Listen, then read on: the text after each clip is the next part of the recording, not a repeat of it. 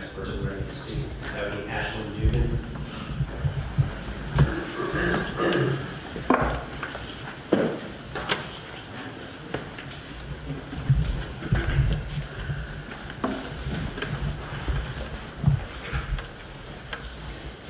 Good morning, ma'am. You may proceed. First, can I have you state your name and spell to the court reporter? Ashlyn Dugan, ASHLYN, Dugan, UGAN. And maybe move the microphone a little bit. She might Thank you. be perfect. Thank you very much. Whenever you're ready. Good morning, Your Honor. My name is Ashlyn Dugan. I am 24 years old. I am a daughter, a sister, friend, fiance, a graduate of the University of North Florida, and a very good friend of Megan Mooney. I want to start by saying thank you for taking the time and attention to this case. I had the pleasure of meeting Megan Mooney when we were 18 years old on my first day of college, moving into the dorms of summer 2017. We had an instant connection. We both played flag football growing up. She wanted to be a police officer, and my father was the chief of police of Tampa. We both only had brothers. We loved being at the beach and night owls, and from that day forward, we were very intertwined in each other's lives. We started our higher education journey together. We picked our majors. We explored our college campus and area. We learned how to become adults and be on our own. We signed up for sorority recruitment together. We became sorority sisters. We had many sleepovers, fun vacations, we laughed a lot, met forever friends, learned from our relationships, talked about God, held each other during the bad days, celebrated as the Tampa Bay Buccaneers won a Super Bowl in our hometown. We grew as people, had lots of fun, and celebrated as our friends graduated college, and most importantly, we became family. It is so rare and pure to find a soul like Megan. She had the highest respect for her mother and her father and her brothers and her other family members. She loves them so much. Megan was always smiling. She made everybody feel comfortable. She was one of the most athletic people I've ever met. She didn't have a mean bone in her body. She was so loyal to the people she loved. She was absolutely gorgeous, humble, intelligent, had ambitions to help others with her career. And this is an example of her character. She wanted to help others and serve others constantly. She wanted to serve her country or become a police officer. There were so many ups and downs in my life, but I was blessed enough to have Megan by my side. She was always there to support me through everything. Megan was the sister I never had. 4 years of memories with her to last me a lifetime. I will always cherish the times when we would throw the football at tailgates together, or when we shared a room on our spring break trip. We basically had the beach in our bed. We had so much sand in it. When I woke up from a phone call from Mr. Mooney, telling me his dear daughter and my friend went to heaven, started the hardest conversations, days, months, and now years that I have had. To say it was earth-shattering would be an understatement to all of us. Having to call people and break the awful news and hearing their heartbreak, or having our friends call us breaking down after hearing something like that is not something you will ever recover from. My close friends and I have all experienced depression and anxiety from this accident. It is hard watching people you love suffer, let alone be suffering yourself. Megan was our glue and was our rock. I was unable to work, eat, sleep, or feel happiness for a very long time. We struggled to learn how to navigate this new world without her. Megan had a whole life ahead of her. College graduation, getting married. She will never be able to do many of these things. She was robbed of so much. She won't be able to have children, serve her country, become a police officer, walk down the aisle with her father as she gets married, celebrate more experiences with her mother, father, and brothers, Carrie, John, Johnny, and Kevin. She won't be able to be a friend. She will never be able to make more memories with her other loved ones or family members. Less than 3 days after this tragic incident, I got a tattoo on my right ankle in honor of Megan. I will always honor Megan as I go through life. There's not been a single day I do not think of her and miss her. There are so many days I want to call my best friend for good news to celebrate and for bad news for more support.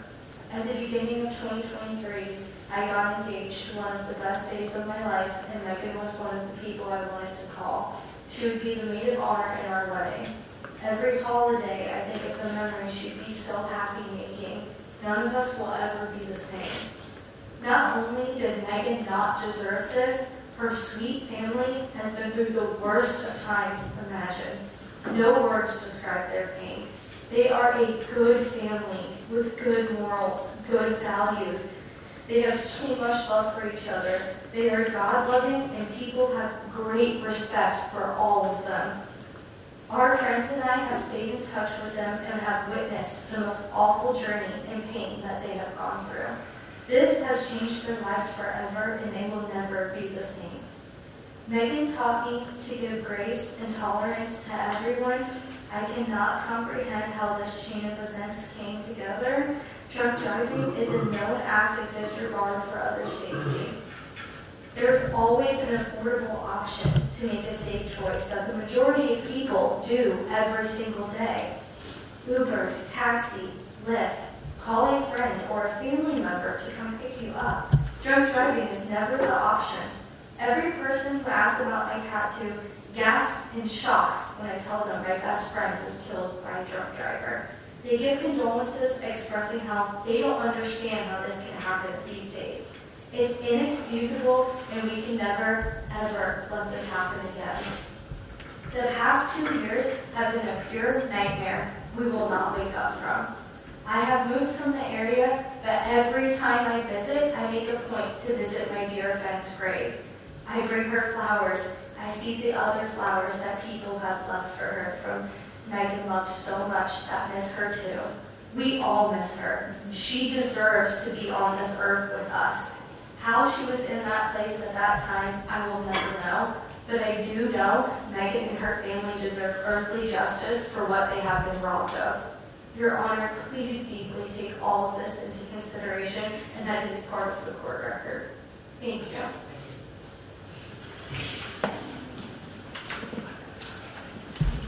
Thank you very much. Thank you, Robert. Next, a statement called Lauren Green.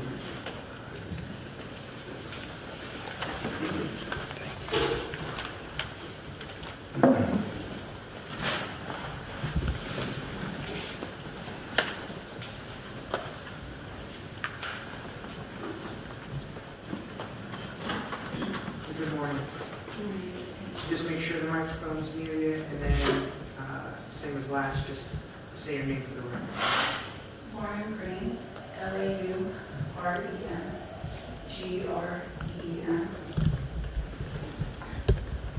You may proceed. My name is Lauren Green. I'm a doctoral student at the University of North Florida, personal trainer in Jacksonville Beach, a sister, a daughter, and an active member of our community here in Duval County. I am also a proud friend of Megan Mooney and will be cherishing her memory for the rest of my life. I decided to attend sorority recruitment fall of 2017, where I first met Megan. The majority of the women from our pledge class will tell you the same story of first meeting. We were all shy and nervous to make an impression on our new sorority sisters, especially after a long weekend of attending sorority events. Megan. She had an energy that attracted all people. Her humble confidence, easygoing personality, kind words, and honest actions stood out. We became quick friends, and Megan truly became my sister. The transition to college is hard, but Megan helped bring a sense of family and home to us.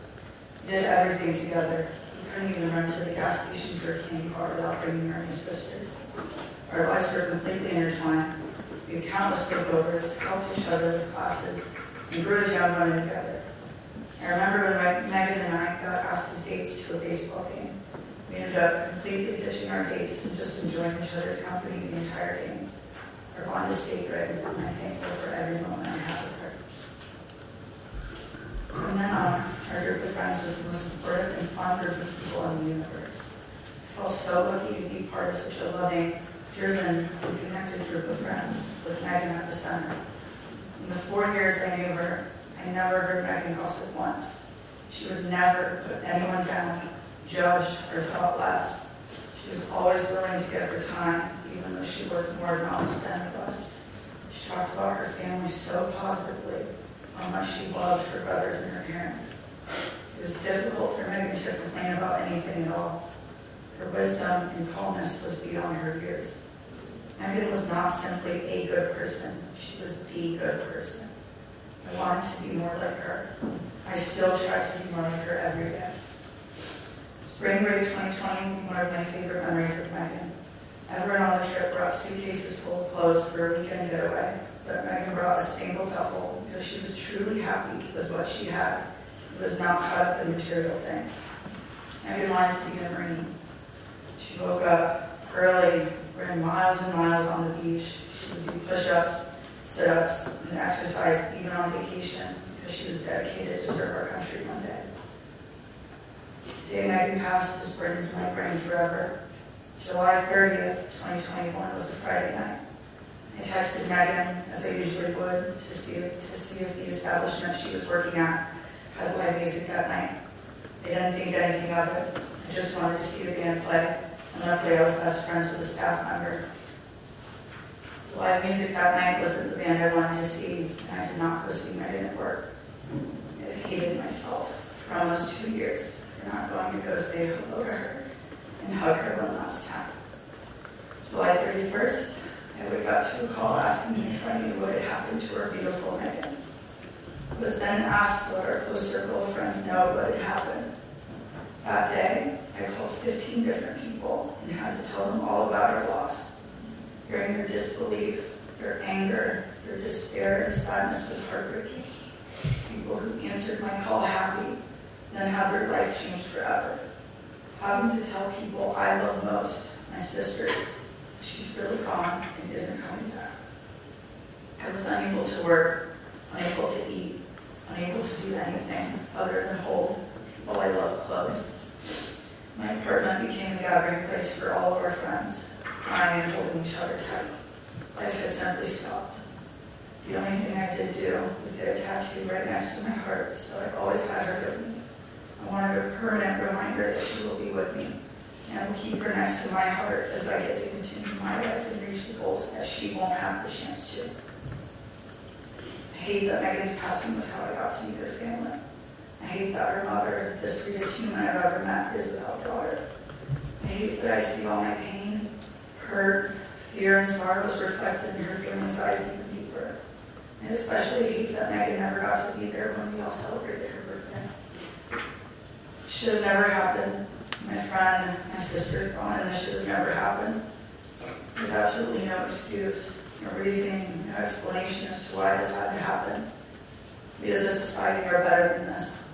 Uber, Lyft, countless companies are dedicated to keeping reckless drivers off the road, so people like our sweet Megan can come home. High schoolers, even middle school children, know how to drive drunk. It is one of the most basic human instincts not to put others in danger. Driving intoxicated is a careless, disgusting, selfish, unforgivable crime. There's no time that drunk driving is ever acceptable. When people see my tattoo and ask of her passing, I get the same reply when I tell people my friend was killed by a drunk driver. People will grimace, shake their head, and tell me again and again how awful drunk driving is. I cannot put the last 2 years into a single letter. Megan completely changed my life twice. Once by becoming my friend, and twice by leaving me too soon. My heart will ache until I get to see her again. Visit her grave, sit with her, and tell her my problems. Our friendships have changed. The once ease now becoming fear that another one of us will be gone too soon as well. Please take my words knowing I mean them with my entire heart. Megan dying is a tragedy in all terms of the word. It should not have happened. I would trade my life for Megan's because I truly believe that she deserves to be here. Thank you.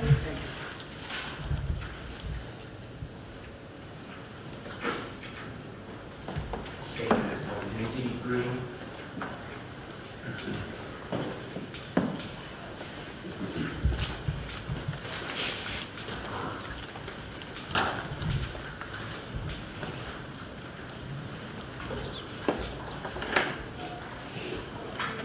Good morning. Megan Mooney. Just the same as the other, make sure the microphone's close to you, and then just say your name for the record and spell it out. My name is Lindsay Green, L-I-N-D-S-E-Y, Green, G-R-E-E-N.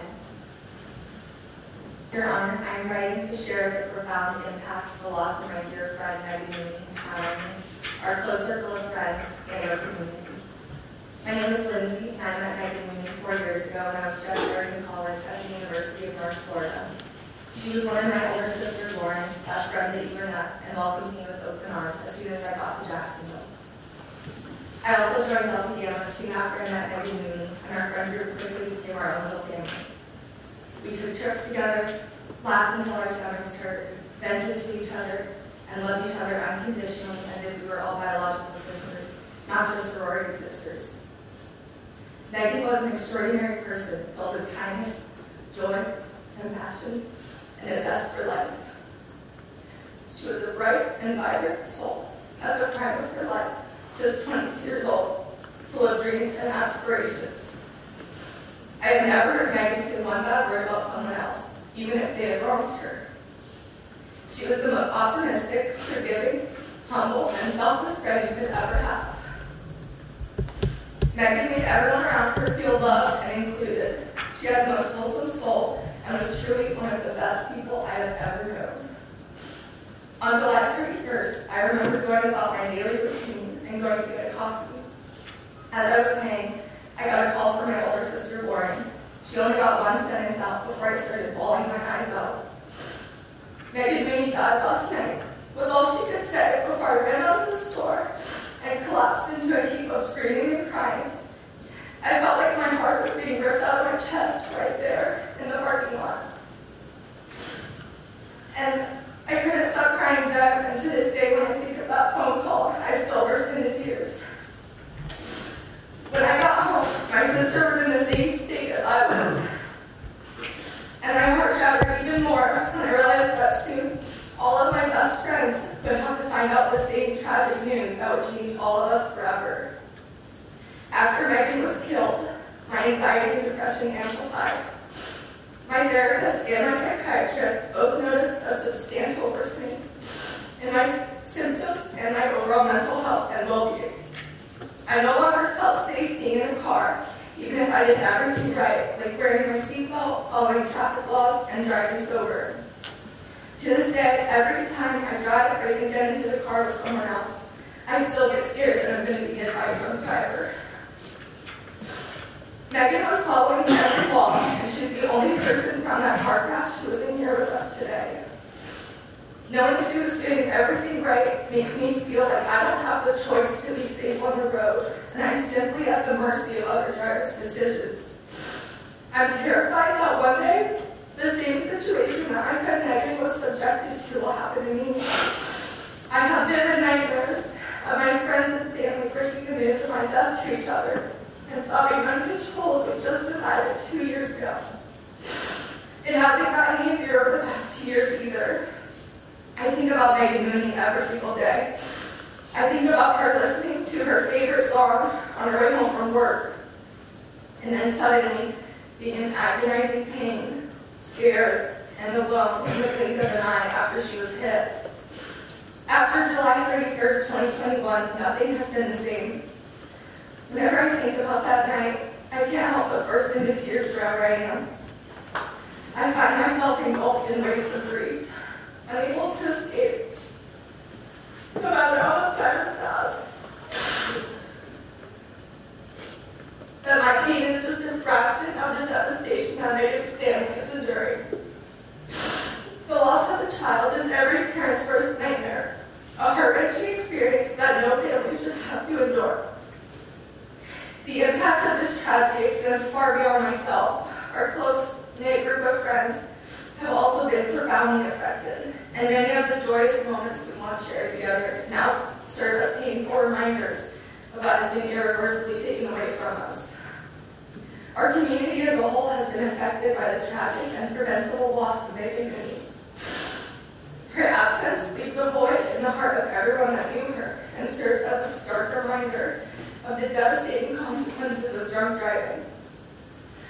I would like to emphasize that the circumstances of this tragedy were not merely an accident, but a consequence of a reckless decision made by an individual to operate his vehicle under the influence of alcohol. The high blood alcohol of the responsible party demonstrates a blatant disregard for human life and for safety of others on the road. Getting behind the wheel of a car while drunk is a choice. Your Honor, it is my sincere hope that the court recognizes the magnitude of this tragedy and the devastating impact it has had on Megan's family, friends, and her community. The loss we have suffered demands justice, not only for Megan, but to send a clear message that drunk driving will not be tolerated in our society. I ask the court to please reflect on the immeasurable pain and sorrow caused by the loss of Megan Mooney, and to render a just and fitting punishment. May Megan's memory serve as a reminder of the need for stricter measures against drunk driving, and may her legacy inspire meaningful change to prevent others from enduring the same heartbreak. Thank you for your time and consideration. Thank you very much.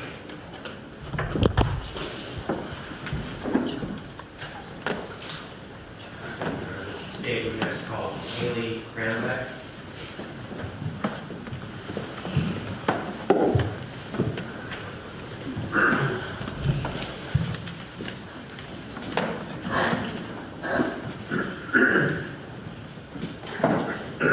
Good morning, ma'am. My name is Haley Granda. And if you can, real quick, just spell out your name. Okay, HALEYKRAMBEECK.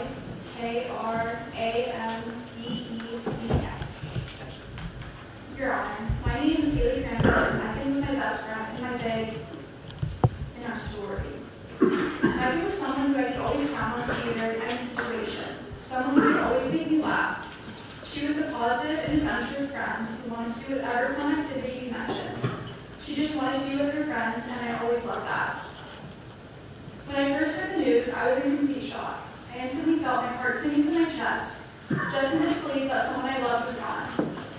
I was supposed to see Megan the next day at her birthday party.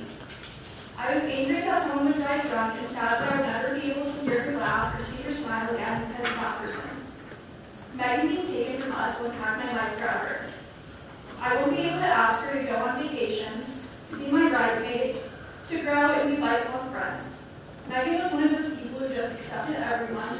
She never made anyone feel bad, only ever wanted to lift people up. I know this firsthand because when I met her, I was a shy new student at UNF, and she made me feel so welcome and introduced me to so many friends that I have today. I met Megan and my boyfriend Jonathan around the same time.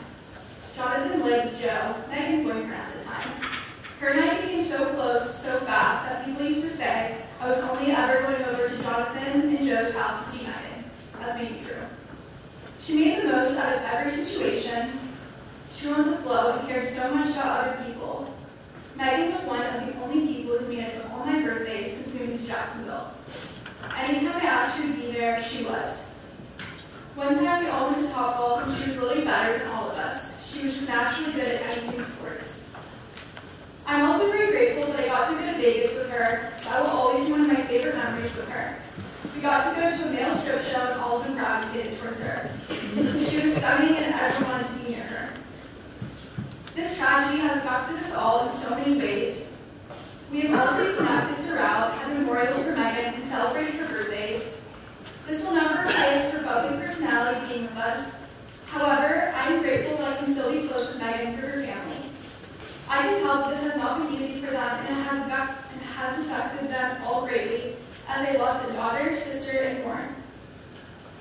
I cannot understand how this happened, how a person could drive intoxicated when there is access to Uber nowadays. This should never have happened and could have been easily avoided. To hear how high his blood alcohol level was just shows that this man is careless. Please take all of this into consideration and let it be a part of the record when it is time to review. Thank you very much.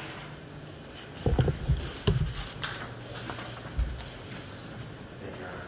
State next call is Annie Gibbs.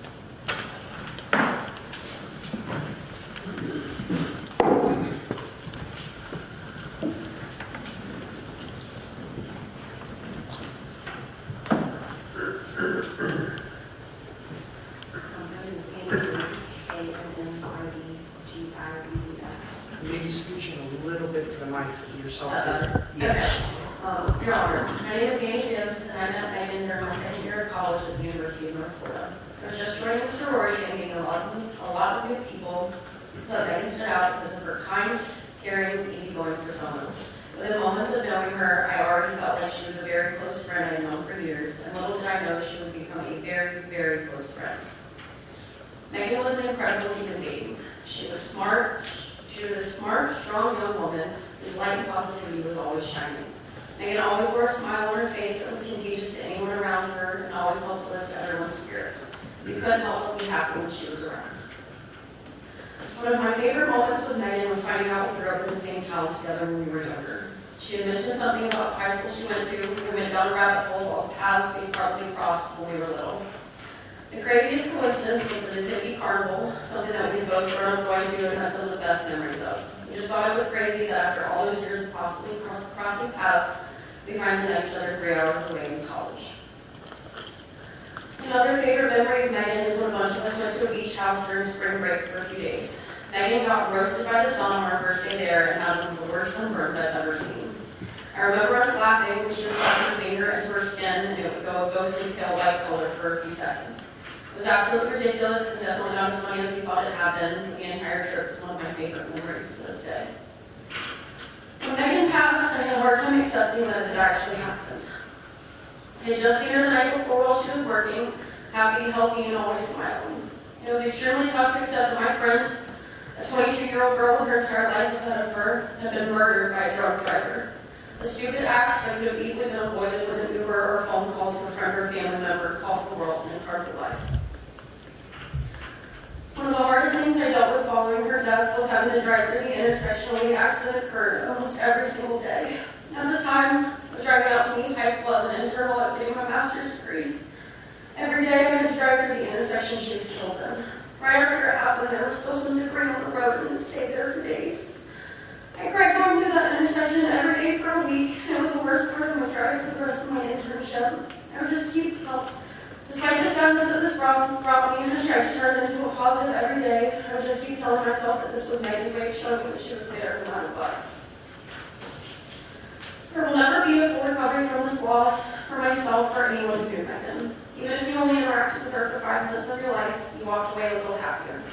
I will cherish the time I knew Megan and will always wish that we had a lifetime to make memories together as friends. Thank you very much.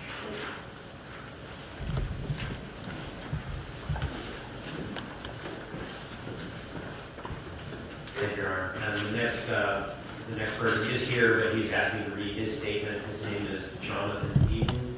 First name J-O-N-E. Mr. Eden is present. There he is. Okay. Jonathan is Jonathan.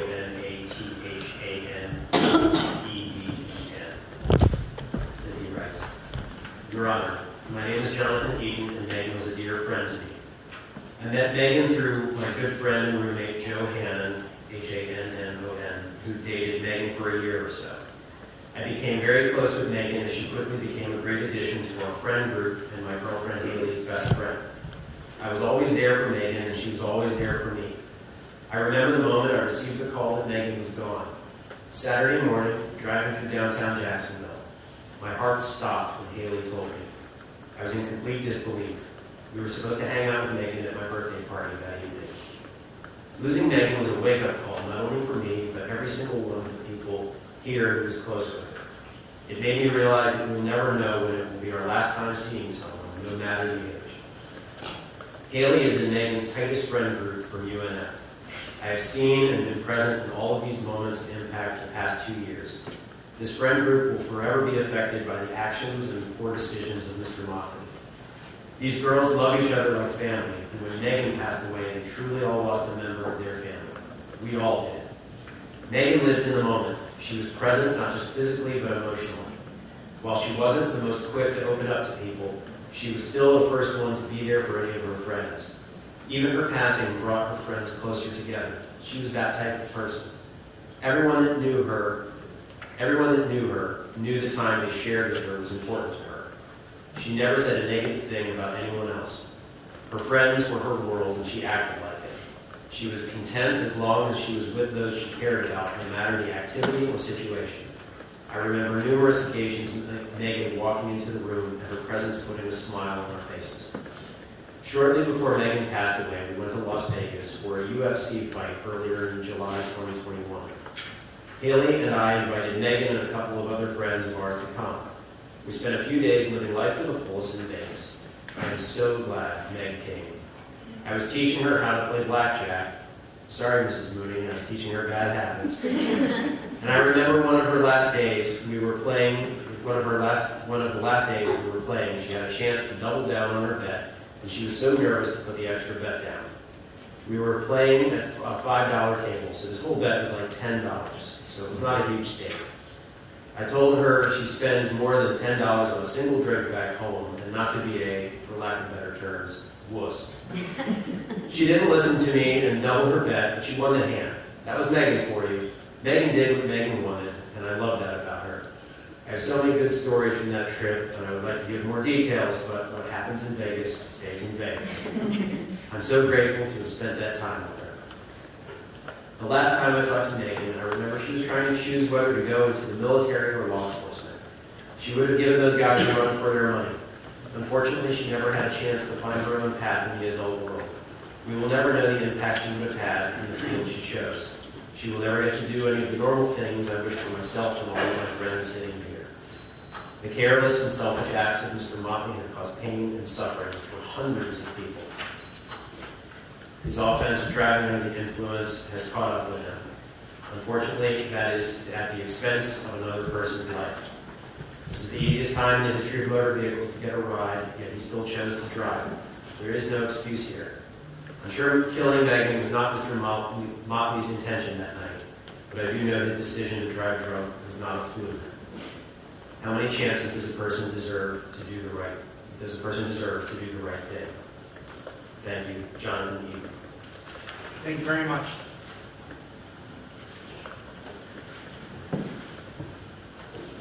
Next, I may call Barbara Richmond.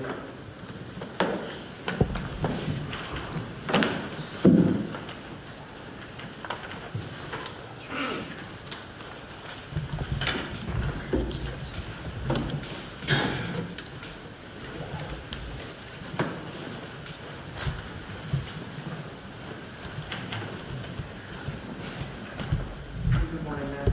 Good morning, ma'am. My name is Barbara Richmond, R-I-C-H-M-O-N-D.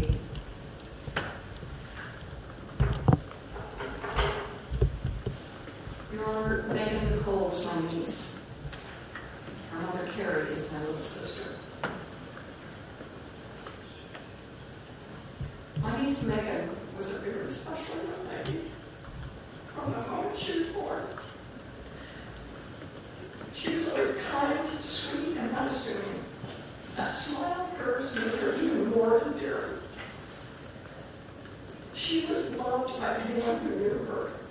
And I have many wonderful memories of our family holidays, birthday celebrations, and vacations. Megan had a full life ahead of her. A life of being able to share her talent, her loving heart, her gentle nature, and her willingness to listen and help others. Whatever path she would have chosen would have never come to fruition.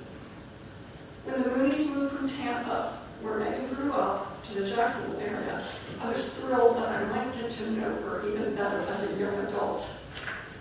She was a full-time student at the University of North Florida. Her family has not been the same since the early morning hours of July 31st, 2021. The day that an innocent life was taken, Megan's life.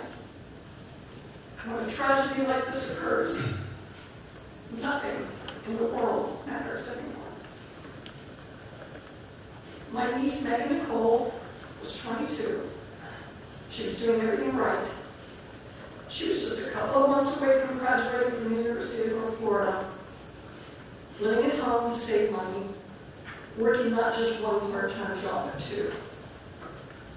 She had just finished a shift at work. She was following all the rules. She wasn't doing anything wrong. She was just driving home. And in a flash, by the callous act of another human being, her life was taken, and and the lives of her family would be forever changed. I personally had never experienced the kind of shock and physical agony that I felt during the initial hours, days, and weeks to come after this senseless accident. She was only 22. The pain and sorrow suffered by Megan's parents and her two brothers is immeasurable. They are still trying to cope with the reality of what happened that morning. The Mooney family gatherings are forever changed because of this senseless act. Megan was born on her parents' wedding anniversary and her big brother's birthday, May 1st. This day, which was celebrated and shared with her parents and her brothers for 22 years, is different now. It will never be the same as before because Megan isn't here. It's very difficult to travel down Phillips Highway without thinking to myself that I lost someone I loved on this road. On those occasions when I travel south on US 1 and I begin to approach the intersection of Phillips Highway and Grand Bay Parkway, tears well up in my eyes. I pray that the light will stay green so that I do not have to sit at the very intersection where Megan lost her precious life. All the memories of that awful day come pouring out. It doesn't matter what time of day or night this occurs. I still shake my head and say to myself, I still can't believe it's true that Megan is gone. Most importantly, I ask, why did this happen? Where was Mr. Motley going at this hour? Why was he traveling at such a high rate of speed? Why didn't he stop at the red light? Why was he in a car driving at all? We have no answers, and we probably never will. If it is even possible to have some kind of consolation, it is that we know, we absolutely believe, as our faith guides us to do, that she is an angel in heaven.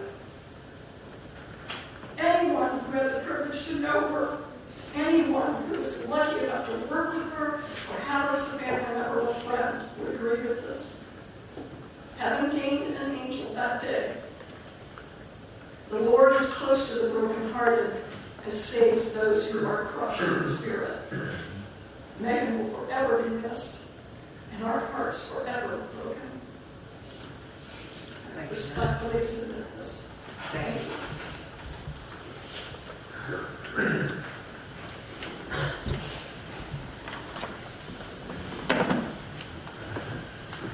It's called Marilyn Gibson.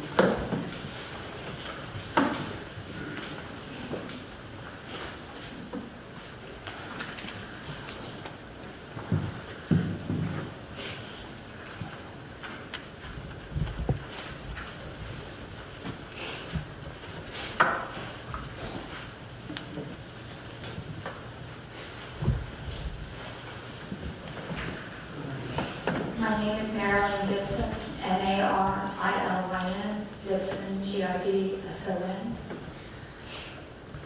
Thank you, Your Honor. My name is Marilyn Gibson, and I am Megan's godmother, and on her mother's side, my little sister Mary. I've known Megan since the day she was born.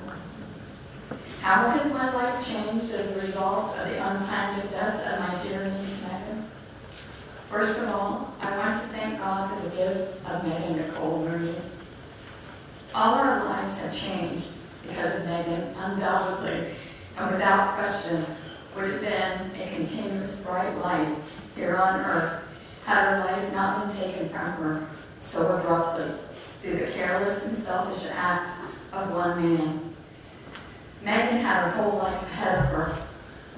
She was just one semester away from her college graduation and contemplating a career using her degree to the betterment of the world. She was the kind of person, a quiet young woman who did not boast or seek the spotlight, yet she was a fierce competitor and a natural leader of people that surrounded her. You saw this in her athletics, her schooling, and her work. She literally touched everyone she came in contact with. She had the gift of genuine care and concern for others. She was a diffuser and had a sense of insight that served her and those around her well. Now all of that is lost on the world because of one fleeting but terrible moment.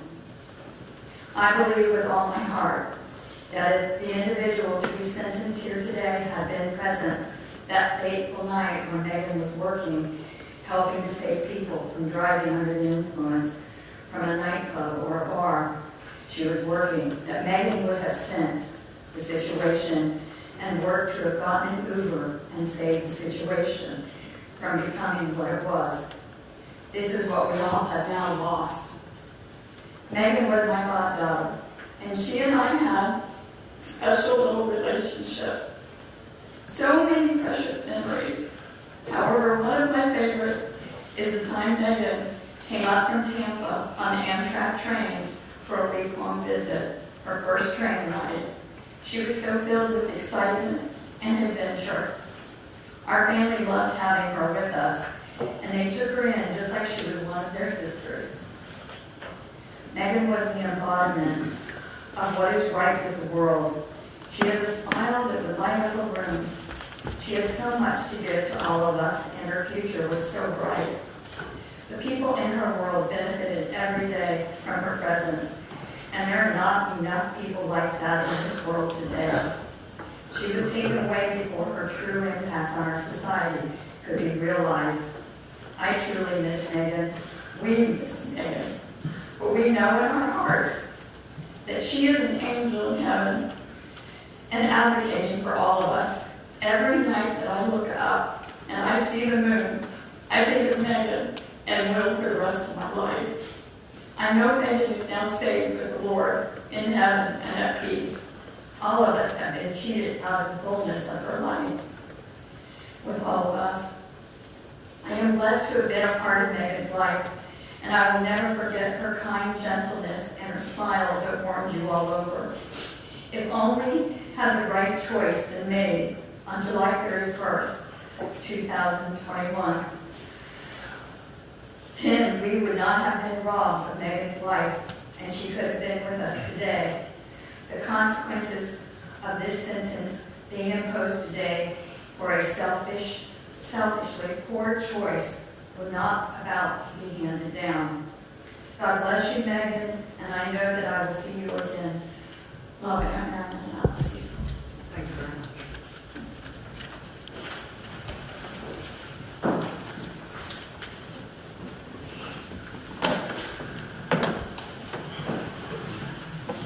Everybody call Joe Gibson.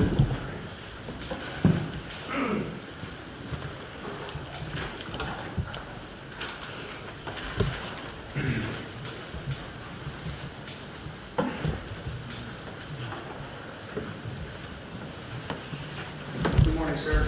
Good morning. And if you can just My name is spell it out Joe. to make sure. Sure. My name is Joe Gibson, Joegibson.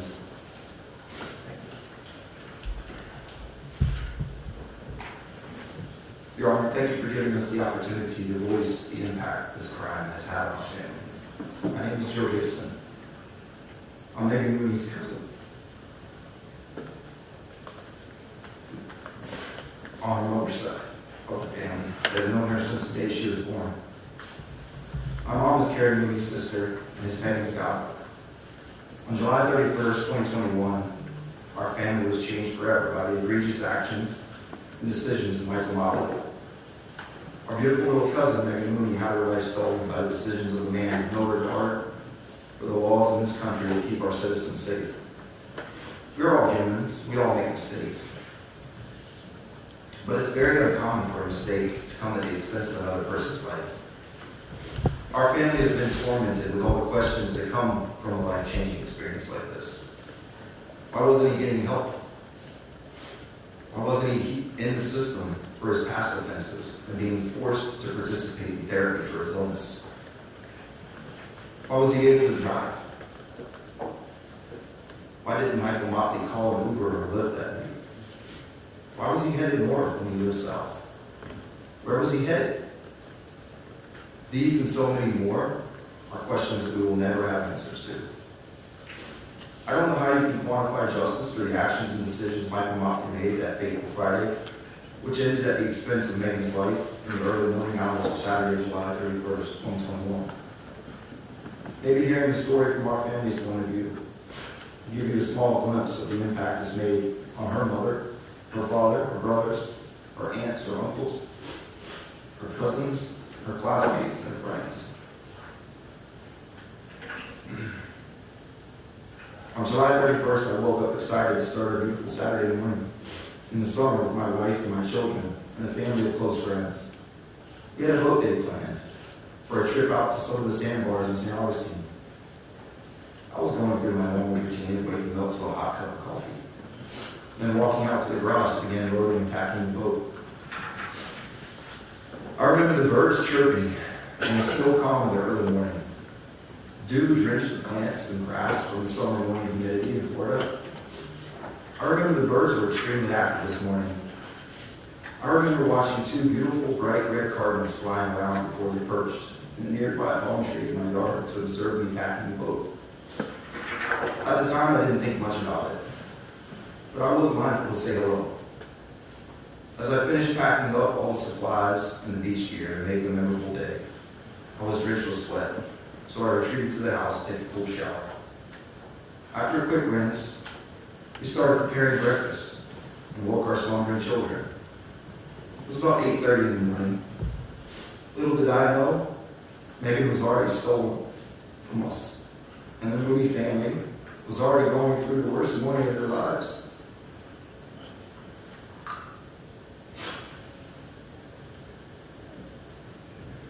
I made a nice breakfast with over-easy eggs, bacon, grits, and avocado toast. It was a hearty breakfast that would be a great start to a hot summer day on the boat. Around 9:30, our friends showed up at the house and were preparing to depart for a great day together. We were putting the final touches and preparations on loading our friends' beach bags and coolers on the boat when my phone rang. What was on the other side of that call, I will never forget.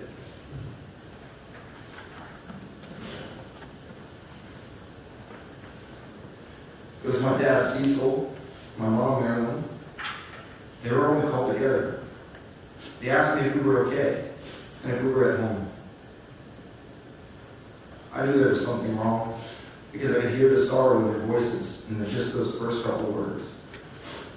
They proceeded to tell me the horrific details of what happened to our precious Megan. I could barely hear the words coming out of their mouths at this point because they were low with sniffling and gasps for air as they were nearly hysterical.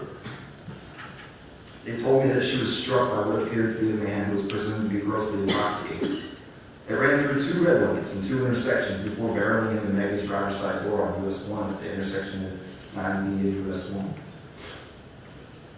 I hung up with them a short time after and immediately empathized with my mom and dad's situation.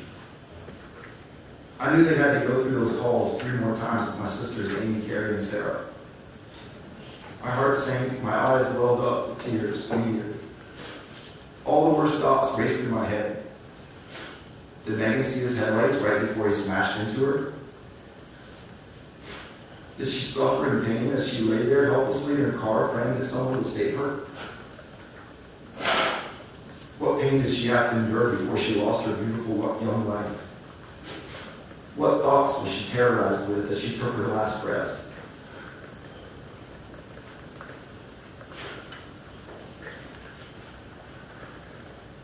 Has she left her last encounters with her friends and loved ones on a positive note?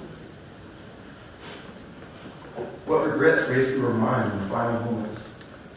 Did she get to say I love you to everyone she loved? What agonizing pain are her parents experiencing right now? What anger and rage are her brothers feeling right now? I had all these emotions come over me in a split second. I was in pain, I was scared, and I was furious. Needless to say, we called off the boat day and turned our attention to supporting our family. Shortly thereafter, we took a short truck ride up to the crime scene, which was only a few miles away from our home, to say a prayer and search for a feeling of connection with Megan. The The yellow crime scene tape and paint on the road marked the spot of Motley's intoxicated crime. It was heart-wrenching to think of our beautiful Megan suffering through that horrific tragedy. Our friends stayed with us the remainder of the day to offer their sympathy and support. It was one of the most emotional days of my life. My children, my wife, were traumatized seeing the raw emotions of that day unfold. I know our emotions made us fearful of the unknown and what's to come in our life journey, raising our children. The feeling of life being so fleeting and tragically abrupt paralyzes you with fear. I know how agonizing the feeling was for us. We had sleepless nights for weeks to come and shed more tears than I thought the human body could possibly produce. I can't imagine the pain and agony that my Aunt Carrie, my Uncle John, and my cousins Johnny and Kevin must have felt getting that news and living this nightmare. As the day went on, I couldn't help but think about those two beautiful red cardinals that were frolicking in my yard that Saturday morning. My grandfather, Jess Richmond, passed away in 2002. My mom and aunts and uncles on the Richmond side of the family used to tell us as kids that Grandpa Richmond loved to watch the cardinals in his bird bath on his back patio every day. He'd do so while enjoying his morning coffee, reading the newspaper, working his crossword puzzles, and occasionally looking through his lottery picks for winners.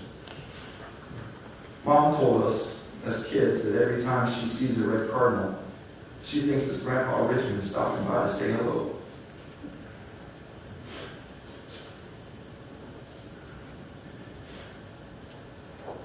I know that Saturday morning that Mike and Motley stole our beautiful Megan, that Grandpa Richmond and other loved ones from our family that had passed away were waiting to greet her into the beautiful kingdom of heaven. I'm convinced that Grandpa Richmond was out early that morning, showing Megan how she could stop by and visit the loved ones she so suddenly left behind.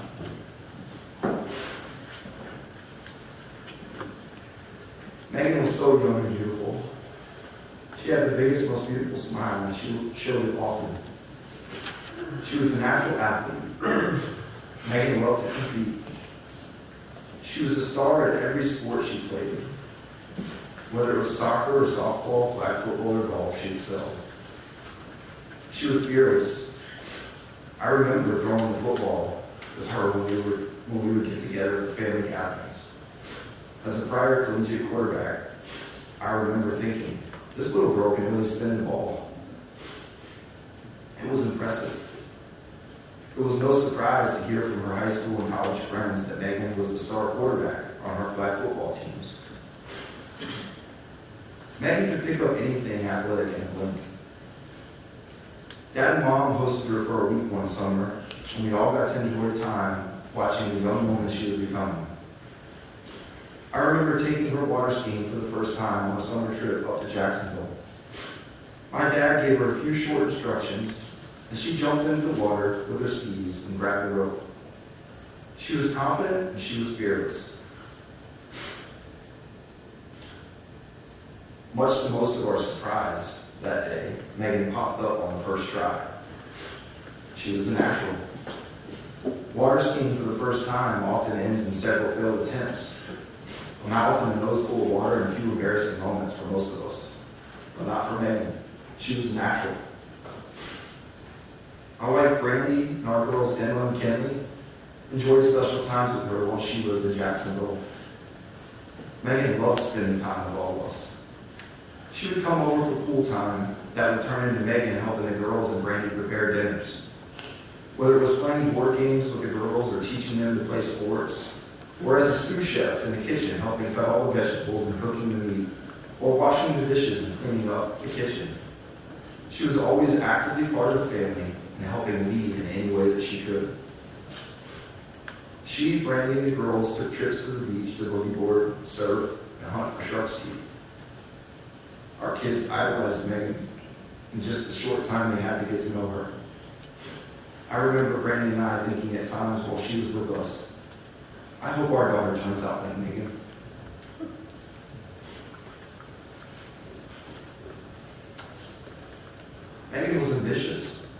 excited to live a full life. She had goals of becoming an FBI agent and was studying criminal justice at the University of North Florida.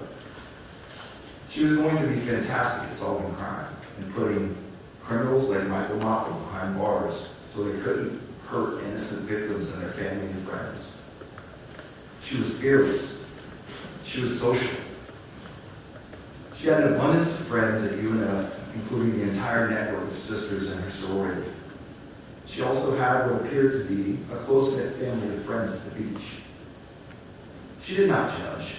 She had friends of all walks of life. She was kind and compassionate. Megan was selfless and put her friends before herself. Michael Motley stole all of this from us. He stole our opportunity to see her grow into the successful woman that she was on the path to become. Even today seems unjust for the pain he has caused and the life that he has stolen. As I think about all of the things Michael Motley has stolen from the extended family, it makes me angry and emotional. It makes me even more angry and emotional as a husband, as a father, as a brother, as a son, to think of all that he has stolen from Carrie and John and Johnny and Kevin. Imagine for a minute waking up in the wee hours of the morning to a startling knock at your door so loud and so persistent that you are awoken even in your deepest sleep. Imagine barely being able to make out the expressions on the officers' faces as you open the door because you're still wiping sleep from your half-closed eyes. Imagine the looks of sorrow on the two officers' faces as they deliver the message that your daughter, the love of your life, has been fatally injured in a deadly car accident. Imagine the sounds that followed as two loving parents shriek and scream in disbelief and in denial. Imagine the hysteria that was quickly followed by the uncontrollable sobbing as they clutch each other, asking why? Why? Why our sweet Megan? I wasn't there that Saturday morning on July 31st, but I know this must be the close encounter to the emotions and pain that Carrie and John experienced as they answered the door that morning. Carrie and John had to make unplanned funeral arrangements to honor and celebrate the life of their daughter. Imagine the stress of organizing such an important event in the face of such a tragedy. Imagine the financial strains put the family through. Imagine the strain this put on their marriage. Imagine the emotions of having to bury your child. Not because she was sick. Not because she had bad habits or made terrible decisions.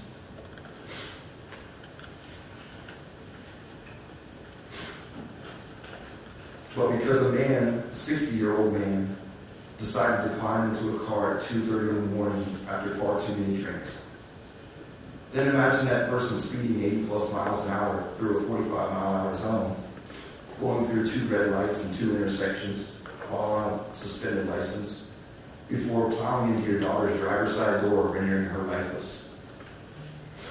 Now can you understand the pain that Carrie and John and Johnny and Kevin must be feeling as they waited for their so-called day of justice? You can't imagine the feelings of regret this family has endured because of such a sudden tragedy.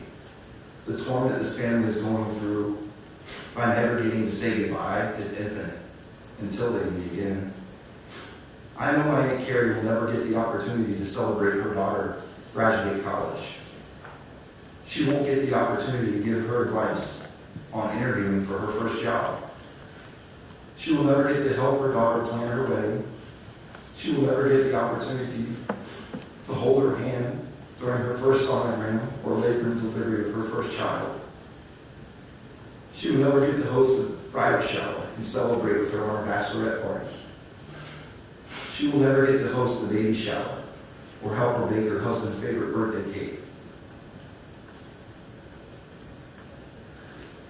She will never get to see and experience so many of the beautiful things that mothers get to do with the few precious moments they have with the daughter. All of this has been stolen because of the decisions Michael Motley made that night. My Uncle John will never get to play another round of golf or hit a driving range to give Megan tips on her swing.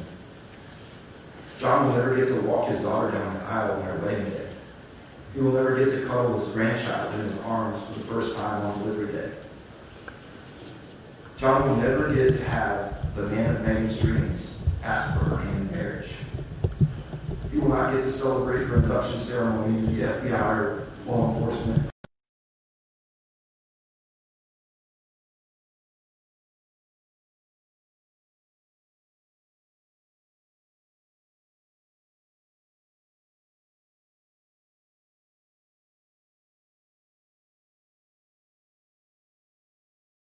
Will not get to see their sister on Christmas morning or at the dinner table on Thanksgiving.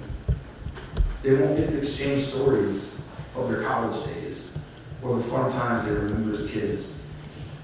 They won't be able to ask Megan for advice about how to better connect with their girlfriends or wives. They won't get to go to Jags games or Bucks games together anymore. They won't get to introduce their wives to their only sister or have Megan in a beautiful dress as a part of their wives' bridesmaids. They will never get to introduce their children to their Aunt Megan. Michael Motley has stolen all this and so much more. Words can't express the amount of pain Michael Motley has caused his family. As Catholic Christians, our family turn to our faith to find a place in our hearts for forgiveness. Michael Motley has challenged every fiber in our bodies, our minds, and our faith to give this forgiveness for his egregious mistakes. We're all still working on that. Hopefully this sentencing will help us take another step in that journey. In our minds, nothing the court system will do will be punishment enough for Megan's life or the loss Michael Motley has caused the Mooneys in our family. I wish the courts could make an example of Michael Motley. I wish the courts could send a message to Motley and future perpetrators of similar crimes that the repercussions that will be doled out will be stiff and will be indefinite. I wish the system could sentence him in a way that clearly shows future perpetrators our legal system will spare no mercy at sentencing criminals like him. After all, Megan was spared no mercy that morning on July 31st, 2021.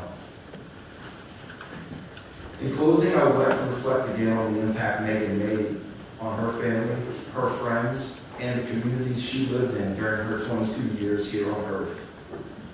I think our priest father, Richie Pagano, summed it up best during Megan's eulogy. Megan's work here with us was complete.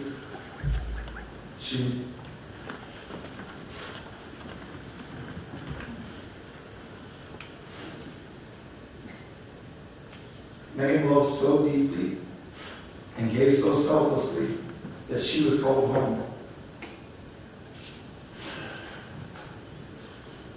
Her impact in 22 short years here with us all was so profound that God said, "Your work here is complete."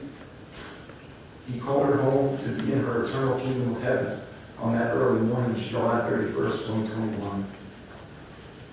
We can all only hope and pray to accomplish in our lifetimes the impact that Megan made in just 22 short years. We love you, Mooney family, and we will continue to mourn the loss of our beautiful Megan. We will never forget Megan's bright smile and beautiful soul. And Megan, I look forward to many more visits from you as a beautiful red cardinal. When you stop by to check in. Thank you very much, sir.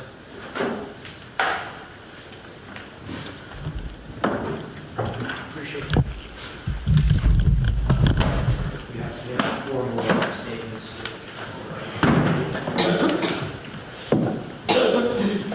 Next is Johnny.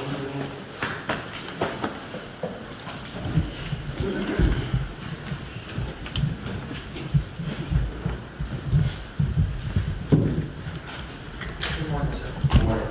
My name is John Mooney, J-O-H-N-Y, M-O-O-N-E-Y. M-O-O-N-E-Y. 2 minutes. Your Honor, my name is John Mooney, and I'm Megan Mooney's older brother. I wanted to thank giving my family and I the time today to express the profound impact that the untimely death of my beloved baby sister, Megan Cole, has had on me, my family, and everyone she knew. Having to be up here today and prepare for this court date that my family and I have been anticipating for almost 2 years now has caused me more stress and anxiety than I have ever experienced in my life. Trying to find the words to describe the devastation this loss has created for myself has been close to impossible. This process has mentally paralyzed me, and what I say up here today is in absolutely no way a full encompassment of how I'm feeling, how this has negatively affected me these last 2 years, how this will continue to negatively affect not only myself, but also my family, my friends, our community, and everyone that Megan touched in one way or another. My beautiful baby sister was the most precious, selfless, and kind-hearted individuals I have ever come to know and probably ever will meet in my lifetime. The simple fact that I have to stand up here today in front of the man that took my sister's life and pour out my heart, my feelings, and describe to everyone how much of a black hole these actions have created in so many people's lives makes me physically ill.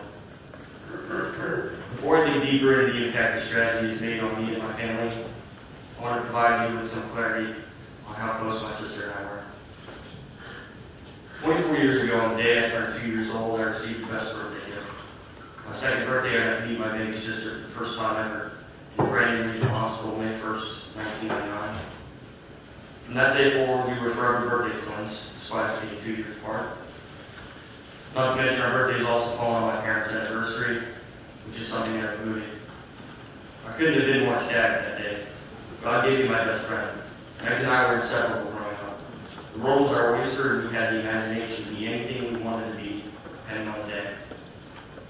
We imagined together, played sports together, made friends together, discovered how to do everything kids did back when we were growing up. We were inseparable, and she was my best friend. As time progressed and we grew into young adults, Megan and I's relationship continued to develop. Like all siblings, as we got older, we had our differences and ups and downs. I took my role as the older brother, always looking out for her and being her protector in everything she did, even when she did not agree with me. I vowed myself, like all older brothers do, to always protect their younger siblings, especially younger sisters. It was my job to protect Megan no matter what the circumstances were. Turns out 22 years later, I ended up failing her.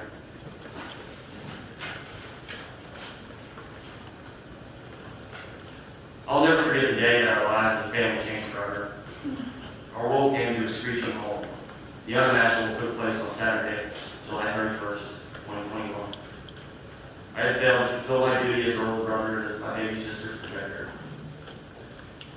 I can go back to that morning like it happened yesterday, waking up to a call from my mother that I needed to come home immediately. It seemed like a regular Saturday morning after a night out with my best friends. Only something seemed off, began called home at 7 in the morning. I did not think much of it and obeyed my mother's wishes driving home from Jacksonville Beach. The drive home, I decided to take the scenic route, which I normally never did, but something was driving me to take the calm road home, going down A1A South on Valley Road, instead of taking JTV to 90 South. Something I look back on now is a small blessing from God, not having learned what became of my sister on my drive home. Little did I know what I would be coming home to. I drove up to our house and noticed Mike and Marilyn, Uncle Cecil, and Barbara's cars out front. Something wasn't right, but surely it couldn't be anything too serious. I was completely wrong. I walked into the house where my dad met me in the front foyer. The emotion on his face is something that will forever be burned in my memory. I asked my dad what was going on, and he told me tremulously, "Your sister is gone, John." His tears poured out like a waterfall. I'd never seen my father so emotionally upset in my life, and I was confused. I was not able to comprehend what he just told me. The world seemed to pause, and I had no idea what to do or what to think. My life had just changed forever. The weeks following the incident were some of the most eye-opening experiences my family and I have ever been a part of. The love and support we received from our family members, friends, community members, literally every single person we ever knew, in addition to an insane amount of friends I had no idea Megs had outside of her sorority. It truly opened up my eyes to how big of an impact my little sister had on so many people, on so many people's lives. And just to think, she was only 22 years old. What kind of impact was she supposed to have moving into the next phase of life? Megan was well on her way graduating UNF, deciding on her career path, and truly starting her life. Megan's future was limitless, and I was so excited to be there for her every step of the way. It truly gets me angry to think about what all should have been and what all was supposed to be. I wrestled within myself time and time again, trying to figure out why all this happened, and why it happened to a little angel. If you ask any person who knew Megan, she was a light at the end of the dark tunnel, someone who could make you smile on your worst day, someone who always looked at life through a positive lens. My sister was such an incredible young woman, and I have to unfortunately accept the fact that I will never get to see or spend time with her ever again down here on earth. The average person will never understand the pain of losing a loved one through a senseless act of negligence and pure ignorance. The pain and damage I've experienced from her loss is irreversible. My family will never be the same again, and there will forever be a void that can never be filled because of one man's actions. I truly do not think one can fully understand how much devastation these tragedies caused my family. We are broken, and there's unfortunately nothing that can heal us. This event has caused my mother's health to decline dramatically into where she is today. She stays up for days at a time pondering about what we could have done to save Megan. She has become a shell of who she used to be because of the stress and burden this tragedy has placed on her. Even though there is absolutely nothing we could have done, my parents placed the blame on themselves, like any parent would in their shoes. It kills me inside seeing how this is affecting them. No parent should ever have to see their child die before them. None of this would have happened if the individual responsible for Megan's death would have made the right choice. I've also had to sit down with my little brother Kevin and explain to him that our journey of grief is far from over yet. Explain to Kevin that there's a concept I learned in my time in FSC called the multiply effect, which is an economic term that can also be applied to various aspects of life. Although we've gotten used to our new reality of not having a sister anymore, the initial blow, we have yet to really experience the full gravity of our sister's death yet. These negative ripple effects our sister's death will create will not all become apparent until a couple years from now, when all three of us would have been starting to build families. We will once again have a void that can never be filled again. Every single holiday we will be missing Megan and whoever her family would have been. Our kids will only know their Aunt Megan through old pictures of the three of us as kids. This is something that will be affecting us for as long as we live, 10, 15, 25, 35, 45 years down the road, long after the day of the man responsible passes. You see, there's simply no particular length of time our justice system could possibly serve that would do justice to my baby sister. We will never get another chance to breathe air, graduate college, find her career path, get married, have children. The list goes on and on. And not to mention the rippling effects this will have on my family, who will forever have to live with this empty void in our new realities. Thank you, John. Thank you very much, sir.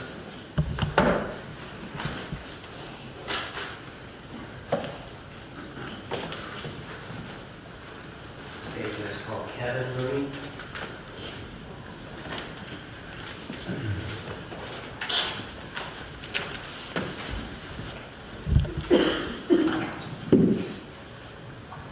Good morning, sir.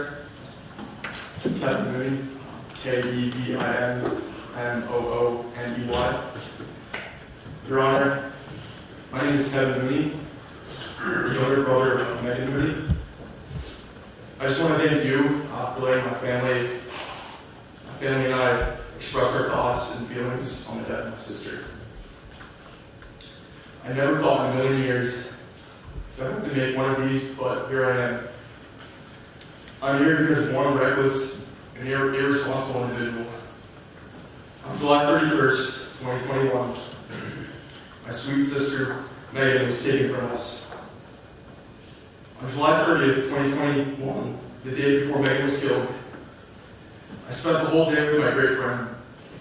During the day, we played a round of golf and then got dinner afterwards. I spent the night at his house in St. Augustine and went to bed without a worry in the world. I woke up at 7 a.m. to 30 missed calls by my brother, my mom, and my dad. I immediately called my brother back and he told me to get home as soon as possible. Knowing something wasn't right, I got home as soon as I could. On my ride back to my house, many things were going through my head, but never did I think it was as serious as it was. When I pulled into my house, I saw several cars parked in the driveway. This was the moment I knew something serious was up. I rushed into my house to see both my parents standing there, looking like they had just seen a ghost. I yelled, "What's wrong?" My dad looked me in the eyes and said, "Megan's gone." These 3 words changed my life. I remember yelling, "No, no, no," slamming my fist against the couch. I've never been the same since that day. Megan was the best sister you could ever ask for. Growing up, Johnny, Megan, and I were like best friends. As kids, we did everything together. There was never a time where we were separated. As we all grew older, we matured and changed. Megan was always so calm and kind. I can count on one hand the number of times she and I argued throughout our entire lives. Megan always let people go before her and always thought of others before herself. I never heard Megan complain or gossip about anyone. I was always so jealous of her and her humility. I could never wrap my head around the way she could just simply forgive people. She was truly an angel sent from heaven, and I can't believe she was my sister. Megan was set to graduate later that year and start her life. I was so excited to see what she was going to do after graduation. I knew she was going to do something great that helped others just like her job at Surfer. For those that do not know, Megan was the person that helped people get home safely after a night out. She made sure people got to their Uber safely and made sure people were not drinking and driving. Like I said before, Megan always put others before herself.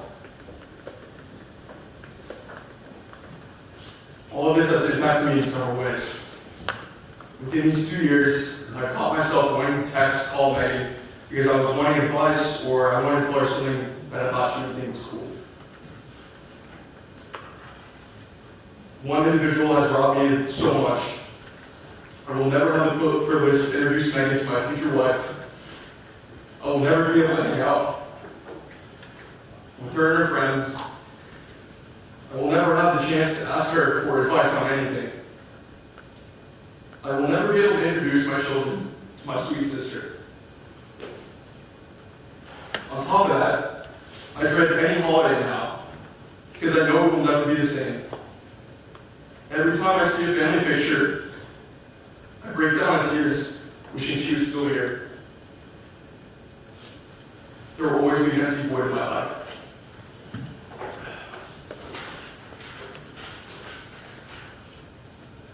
Not only has this impacted me, but has destroyed my parents. My sweet mother has been a shell of herself ever since that dreadful day. My mother is the type to internalize stress and always blame herself for things. This tragedy and loss of Megan has nearly killed my mother. She's down to 70 pounds and can barely walk. She stays up until 2 and 3 a.m. most nights thinking about this tragedy. My father and Megan had a strong connection.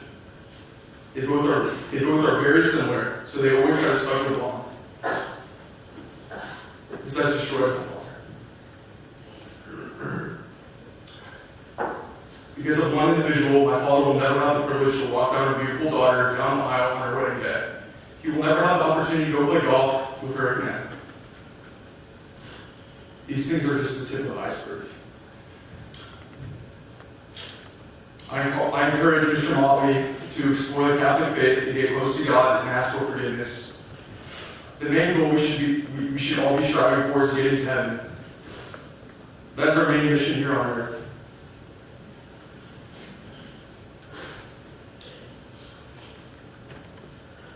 I will be praying for you.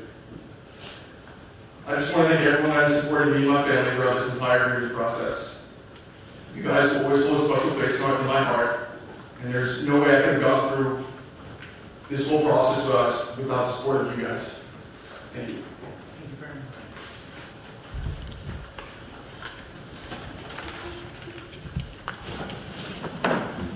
The last two statements will be from parents, Gary and John Mooney. It might be best for them to come up together.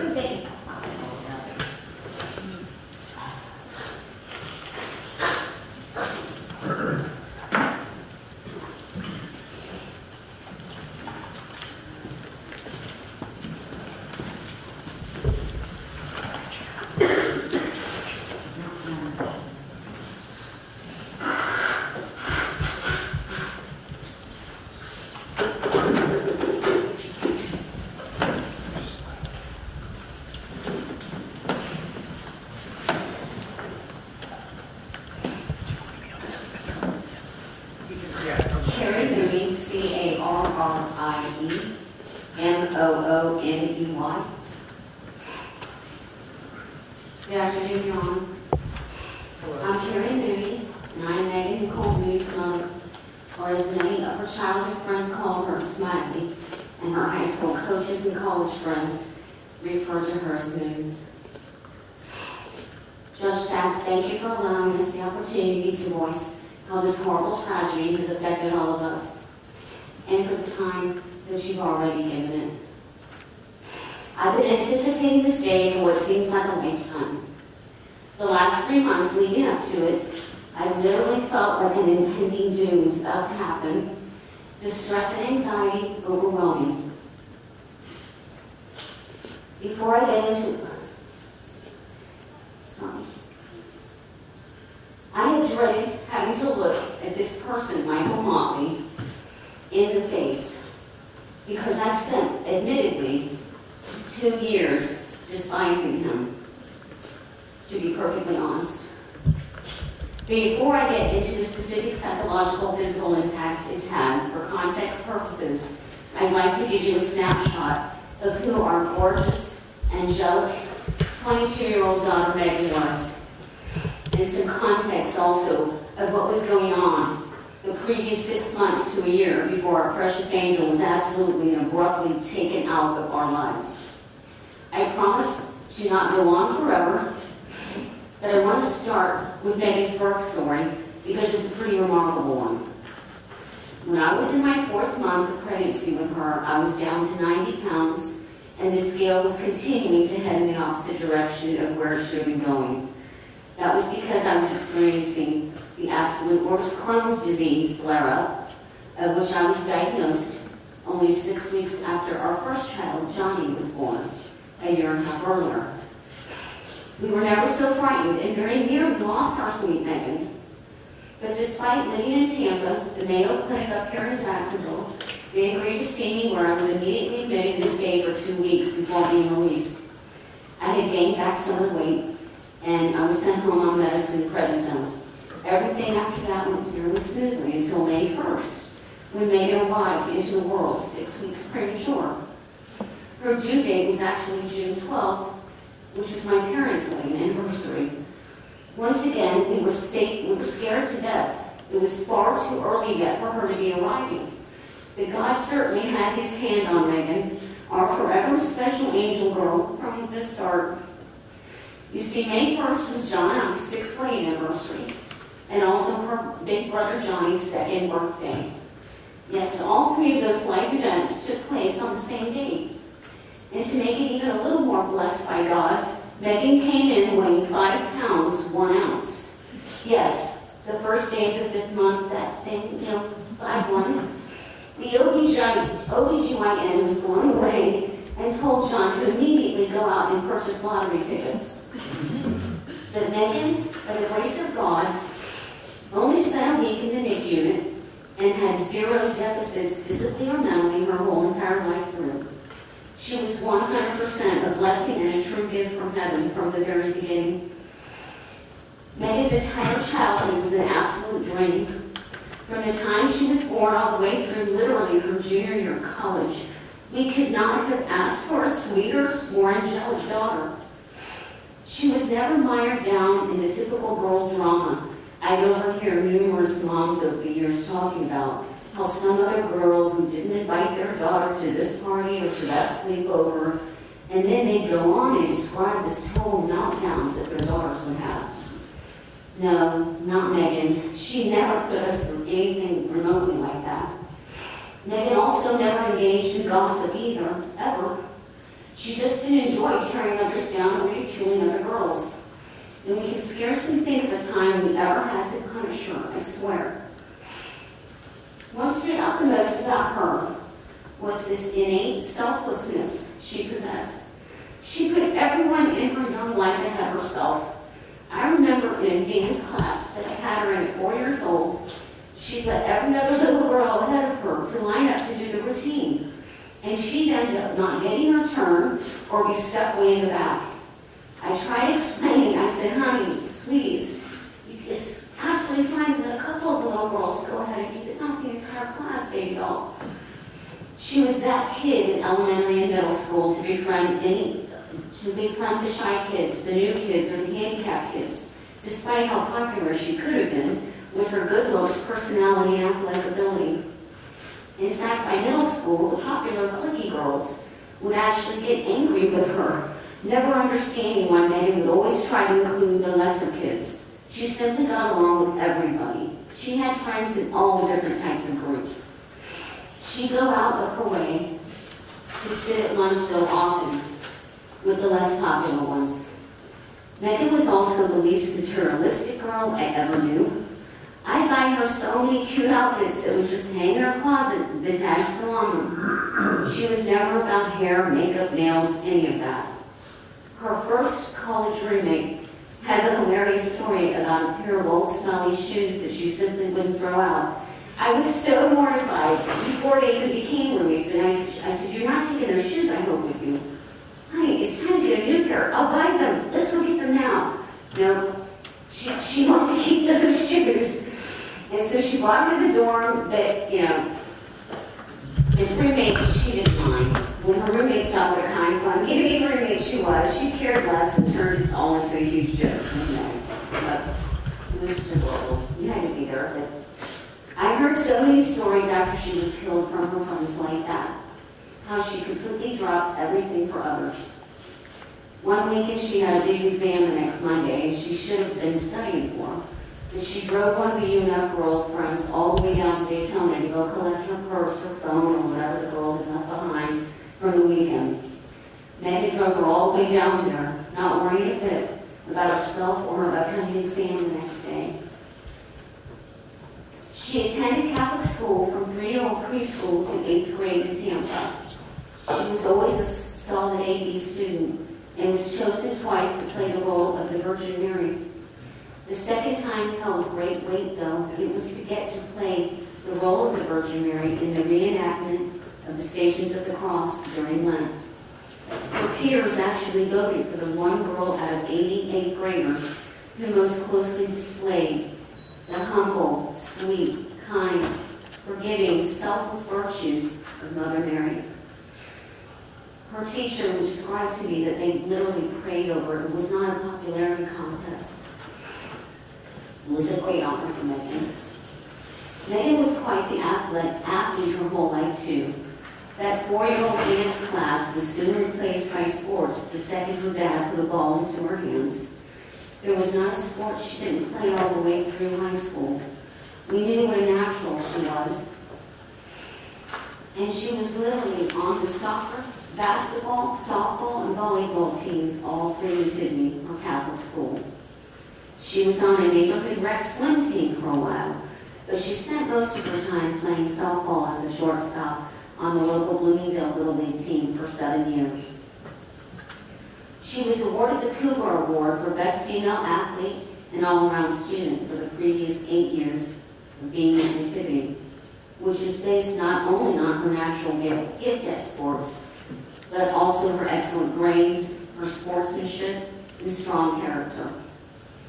In high school, she played all 4 years on the varsity girls golf team and girls flag football team, despite her dad trying to urge her towards the golf as they gave out college scholarships for that sport. Her true passion was always the flag football.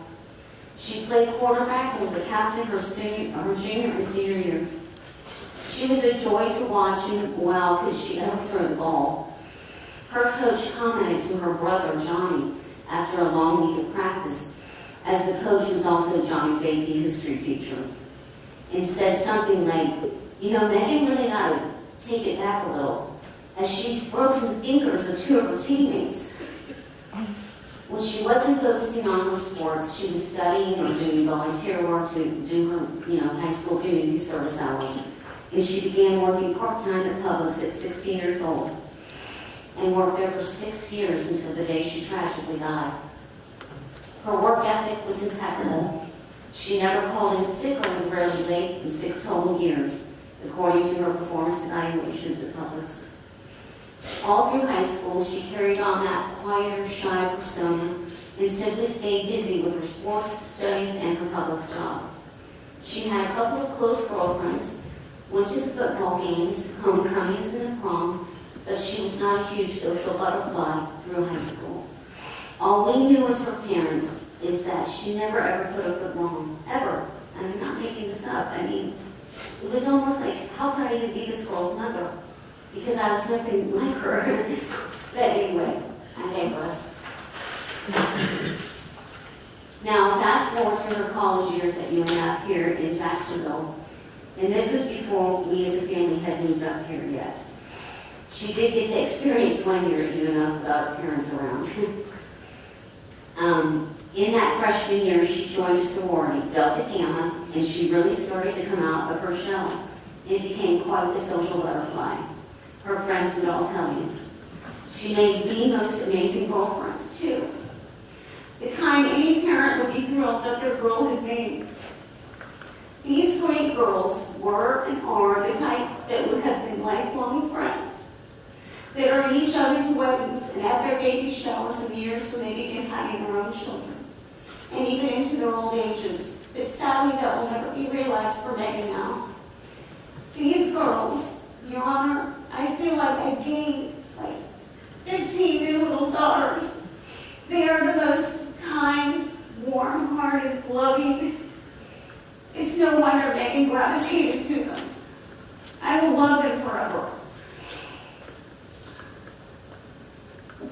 But going back to the story, we were thrilled for her that she was finally developing that social side of herself since she was more reserved and quiet in high school. She also had a really sweet and handsome boyfriend. Freshman and sophomore year, we liked him. He was president of his fraternity and an engineering major. As for her studies, Megan had done a summer internship between her junior and senior year in high school, shadowing an OBGYN in the National Surgical Suite. This OBGYN was a fellow Nativity Catholic school parent that we knew quite well. It was a blessing for her to get to do that. Anyway, she was able to witness C-sections and other procedures, which fueled her initial desire to become a nurse practitioner. That's what she started out wanting to do. And so she started out majoring in biology at UNF. But when the sciences got a little too intense and over her head, she switched to criminology. You could see that whatever path she took, it was going to involve helping people. In Megan's sophomore year at UNF, John, Megan's dad, had been transferred with his work up here to Jacksonville after raising the kids in Tampa for 21 years. So Megan moved back home to live with us and had a commute daily from St. Johns County, to UNF. But, no problems. It was without incident. Please bear with me here, everyone, as this is where I'm giving you also some context of how and why she was even on the road at that hour, that fateful July 31st, 21. Okay, here's where we arrived at the point in time when she was adding to her friend group, outside of the sorority sisters.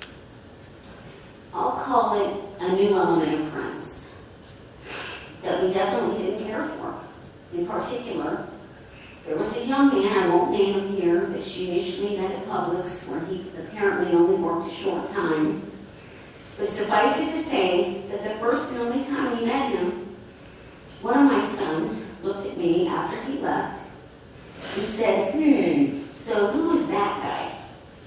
He was that type, kind of a know-it-all, bragging about all his worldly life experience that he had had at the walking age of 23, the kind that you can't get a word in sideways, who turned every conversation around to being all about himself.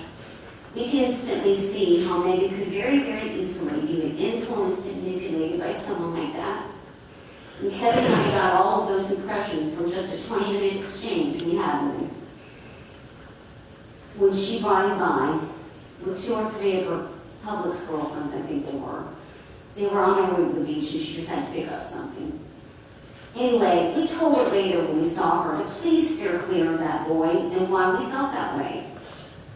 The bottom line is that it was only maybe 2 months later that Megan comes home one day and announces to me and John, her dad, that she's going to start working at a beach bar called Surfer just a few nights per week. It turned out that this boy also started working there and had very convincingly talked Megan into working there too. We immediately, John and I said, oh my gosh, what? Are you kidding? Why? You're going to work there as what? You already have your part-time job at Publix. Megan, what are you thinking? Why and how will you work a second job? And, Your Honor, I have been struggling with why this happened, Megan. I want to blame everybody. And I'm sorry. And one day, I'm a work in progress. I'll be able to hopefully forgive that person, but I feel like if she hadn't met him, she would never work that job at that bar. Anyway, we told her you need to be focusing in on your internship, Megan. This is your senior year. That was, I believe, in the late summer, August 2020, before she was killed less than a year later, in 21. Call her mother's intuition, or whatever you want to call it, but I could just sense this unnecessary part-time job was a bad idea all around. You see, the way she sold it to her dad and I was by explaining, Mom, Dad, I won't be a cocktail waitress or a bartender. I'll be on your security team. I quickly asked, oh my God, as a bouncer? At all, 125 pounds of no. You're kidding, right? What do you mean? She said she would be working with the local Jacksonville police, the Jacks Beach Police, with a new program they were undertaking with the area beach bars to help reduce DUI driving. If you can even begin to absorb the irony of that. She would call Ubers for kids, get water for them, give hand signals to the cop at the door, Surfer to alert them that she had just witnessed a kid downing 2 or 3 shots and then getting his car keys out to leave the bar. She would signal to the cop. The police would then approach the kid and make them take an Uber. She went on to tell us, it sort of has to do with my criminology, major Mom and Dad, so I really want to do it. And I just said, really? Is all I can skeptically think. That the only negative we could ever say about Megan her whole life was regarding her stubbornness. Well, when that girl got an idea into her head, there was going to be no changing her mind to see another side to it. She knew we didn't like the entire idea at all. We told her back then how worried we'd be with her driving home that bar at night from Jacksonville Beach all the way to St. Johns County, where we lived. But she had a solution for that too. She did have a half a dozen girlfriends that all lived near UNF and the beaches. She promised she'd be crashing at their apartments on most nights that she would ever work at Surfer. So we had that agreement in place. So she worked there for several months for the rest of 2020 and then into 2021.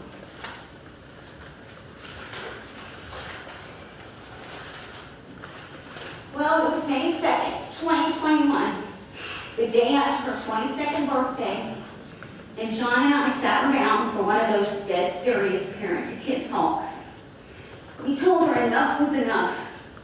We had let her work at that surfer bar for almost a full year, but it was now time for her to give them her notice to quit. Number one, we were tired of constantly worrying about her driving on the roads at those ungodly hours. We hounded her not to, once, not twice, but dozens and dozens of times like a broken record. Megan being on the roads at those hours was stupid. I constantly tell her almost every time she left the house, only the scum of the earth outside of doctors, hospital workers, and pilots are on the roads at those insane hours, Megan. Tell me you'll be staying at one of your girlfriends if you're working tonight. And secondly, she was about to start her final semester before graduating, 4 years of college. She was required to complete an internship for final semester, and we wanted her laser focused onto what internship she'd be doing, and get excited about that while she kept working her public's job. She would not be able to juggle that silly job at surfer on top of it.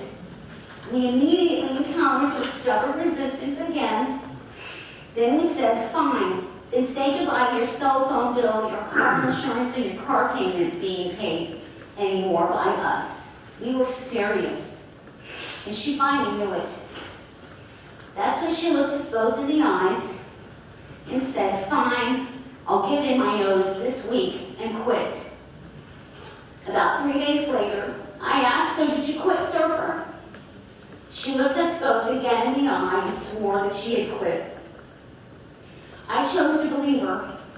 This was my angel girl, the sweetheart that I raised, who scarcely said a foot wrong her entire childhood and so far her young adulthood. I said to myself, she wouldn't lie about something like that. I'm going to trust her. She's never lied to us before, ever, about anything.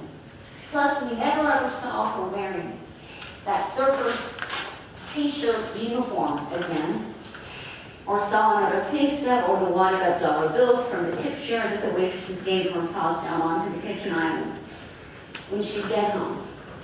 We believed she had quit. Now in hindsight, I wish I had never trusted or believed her. Believe me, if we had not chosen to trust her, John would have marched right into that stupid bar one evening, and if he saw her there working, he would have grabbed her by the arm and yanked her out of there. Or if this had only been 4 years earlier, when I was at relegated debt to a stupid cane and barely able to move with ease any longer, with this broken down, useless body. I would have done so, even if it caused a scene. I am that type mother who would stop at nothing to prevent my kid from doing something we very clearly had told her that we were concerned about.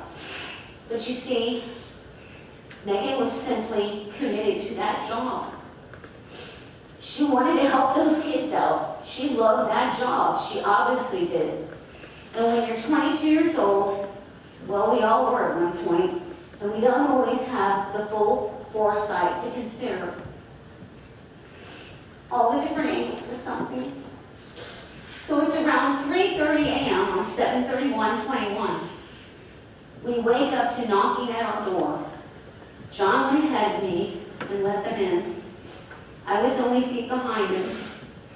The only thing I could think the second I saw 2 Florida Highway Patrol officers was, oh my God, oh my God, oh my God, which kid, Megan or Tony or Kevin has gone into trouble?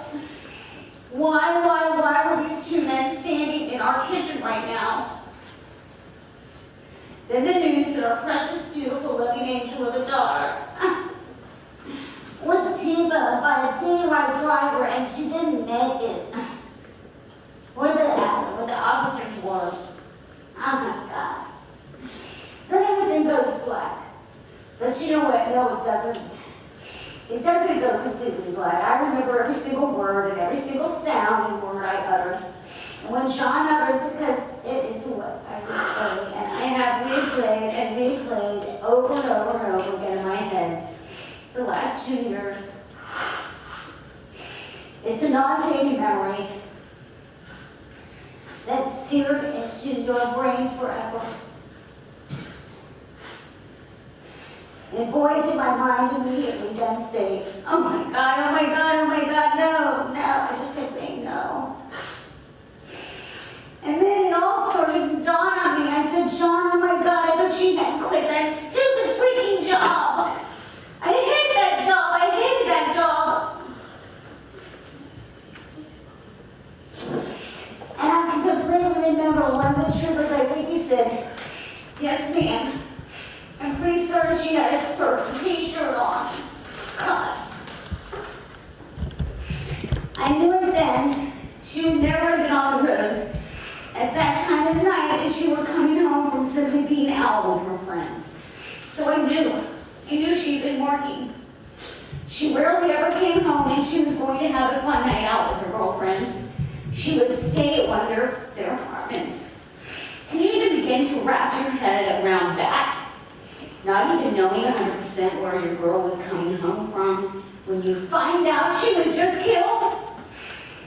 I wanted to go kill myself. I became numb and like a zombie. But I forgave her instantly. Of course, I forgave her instantly. Obviously. I was 22 once. She was simply very committed to that job and helping others. And she was so naive. I know that now. But it's been very painful to have to deal with that. Maybe, John, I'm okay. I got through that. So what impacts has this had on me, Judge? We'll start with the psychological and emotional ones first. I haven't had a full normal night's sleep since it happened. I often wake up with a jolt. My very first thought upon waking is me being in a car and then getting hit by another car going 87 miles an hour. I actually feel a huge bang in this half-dream-like state. I then lay there, wondering what was going on inside my baby girl's head. If, God forbid, she was even remotely conscious. I wonder if she was aware at all, and if so, what the poor angel felt the second after running into that man's Jetta, plowed into the side of her. Did she suffer waiting for an ambulance to reach her? What thoughts were running inside her head? It's then that I immediately start saying a Hail Mary, praying that she did not have any consciousness. And this is all in the morning when I wake. Hail Mary, full of grace, Hail Mary, full of grace, and I just pray that over and over and over again in my head. And sometimes out loud to drown out that horrible thought. I even remember sometimes I knocked at my head to make the ugly thought leave my brain. After the prayer, I started getting up out of bed to do my regular routine. Yep, that's how I've woken up 2 good times to give you an actual count. At the beginning, oh my God, I was having every single morning. Then it lessened to maybe 2 to 3 times a week. Now I say at least once a week, even now. The entire wreck replays in my head like it's me instead of Megan. I wish it had been me. It should have been me. My body is worthless. I can barely do much anymore. Why would God not take me instead of her? It replays in my head like it was yesterday that it happened. This is 100% true. After I get physically out of the bed and get my bearings, I go into the patio, I go onto the patio, and have a proper prayer to Jesus. And I ask for the Virgin Mary's help. I ask her to hold my Megan in her arms and keep her protected the way I apparently did not. And I beg God's forgiveness. Then I go grab my coffee and start reading. I'm also plagued off and on, sometimes weekly, other times daily, by the idea and worry of wondering how losing your sister at only 24 and 20 years old has and will continue to affect both Johnny and Kevin, our 2 sons. Is it festering down deep somewhere in their psyche and will only come out in some horrible, bizarre way years down the line? I've done my very best to check in with them emotionally. but it's difficult with young men. They don't emote very well or very often. They both tell me that they are fine and that they are utilizing their Catholic faith to help by speaking often with our priest and reading good books on grief that I've tried supplying them with, but you never know. I do know that Johnny, the 24-year-old, had a mini crisis those first 2 months, right after it happened. But I provided a psychologist's contact information to him, and I know he was going to see her for many, many months afterward. He assured me that it helped a lot, and he is way past that emotional crisis. I'm very grateful for that.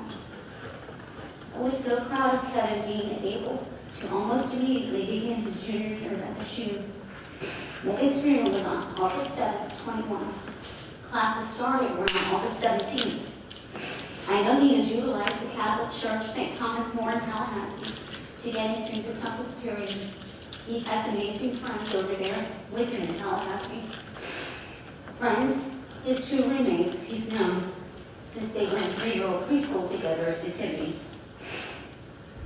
Our beloved Nativity Catholic Church and School. Anyway, those boys, they assured John and I, of course, we're going to keep an eye on him, they did. And if they would call, if any, had any worry of him. To illustrate to you all here the level of support that we all received from that community down in Tampa, of those amazing people that we raised our 3 kids around in Tampa. There were over 250 people. They came out that Monday after Megan passed to pay their respects at the Rosary Memorial Service. They had an honor Megan. And to put that into perspective for you, we had moved away from Tampa 4 years earlier, all the way back to 2017, up here to Jacksonville. There were classmates from literally all 3 of the kids' classes there, along with their parents. Their teachers, their coaches from Nativity and Durant High School, where both Johnny and Megan graduated. And Bloomingdale Little League, where the entire Mooney family was a fixture for many years. And as they all 3 played softball and baseball.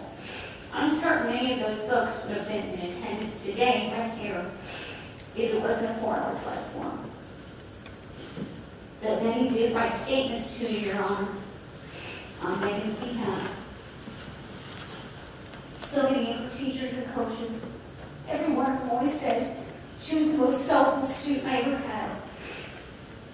She'd give the shirt off of her back to her fellow classmate. Every one of them is so consistent. She was like a saint. Let's see, my relationship with my husband, John, has been impacted.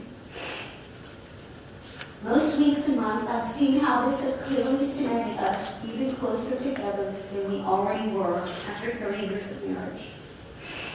And I'm so grateful for that. But there was a time period only a month or 2 ago now when I guess we felt the pressure of this sentencing hearing approaching, that I began to doubt everything surrounding our tragic loss in Megan. You see, it's totally believable that now we've experienced it firsthand, that the statistic that you always hear about is the one that states 80% of marriages fall apart and most couples divorce after the loss of a child. This entire tragedy placed a microscope on marriage. You begin to play the blame game inside your head, going all the way back, oftentimes, to years before the event.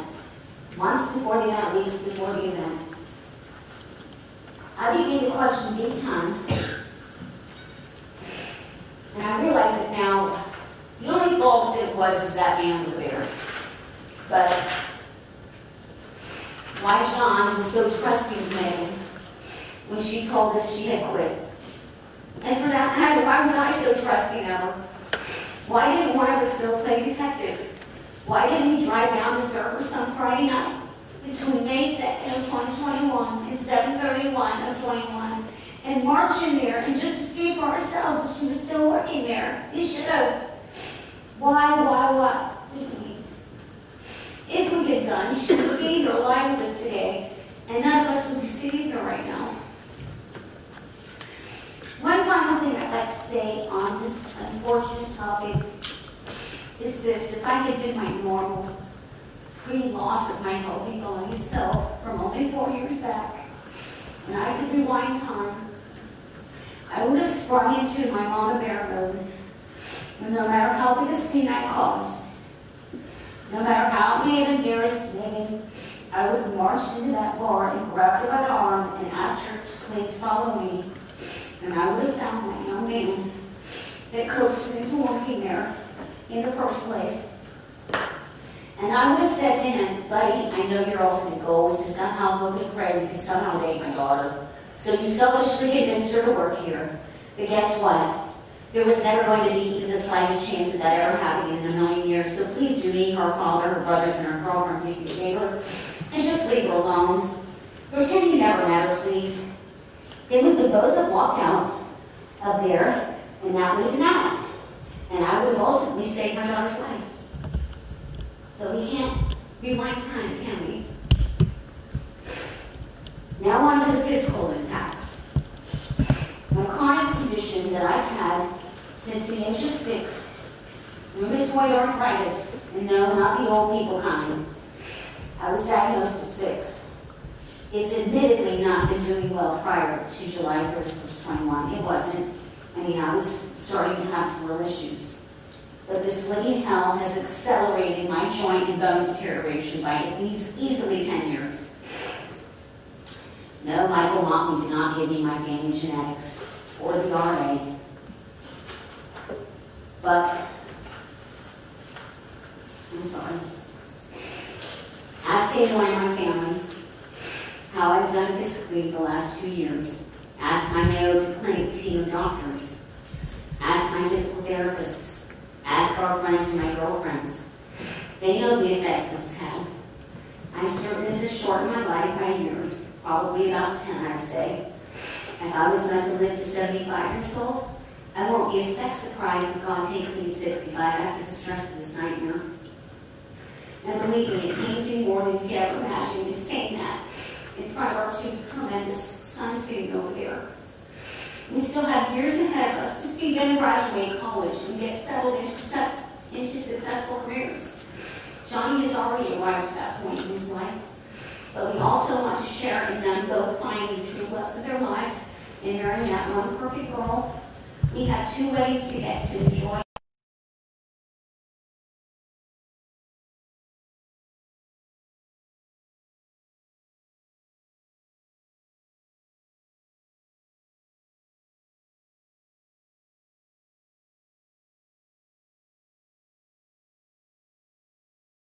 After all of this, if this will be my reality or not. Oh, I'll fight, and I won't stop fighting, but it's not going to be easy. Secondly, I would be maybe prone to stomach ulcers before the tragedy, having 1, maybe 2 episodes a year. But now I get 4 to 5 episodes per year. Ask Mr. Kalinowski. He had to actually postpone this hearing so that I could have a full month to recuperate from the previous ulcer episode that got appointed on May 19th. I think you remember, Judge. I thank you so much for that extra time. You have no idea. I've had to cancel going to social outings too. Too many to count. My girlfriends in Tampa had a Christmas party we were all looking forward to. No, had to cancel as my ulcer flared up in about 2 days before the party. Sadly, when these episodes hit, I'm down for a minimum of 3 weeks to fully heal. Because of my ill health from the intensity and stress it's caused this event, I stopped volunteering at our Catholic church and haven't been able to start or finish any personal projects, of which I have many that I used to enjoy. I spent 18 months feeling like a zombie, going through the motions, not really capable of making sound decisions or engaging in anything very fun anymore. I drowned out the pain and the emptiness of this loss from Netflix binging, blowing money by impulse shopping, and mindlessly sitting up all hours of the night in the dark, either crying or worrying myself into a depression.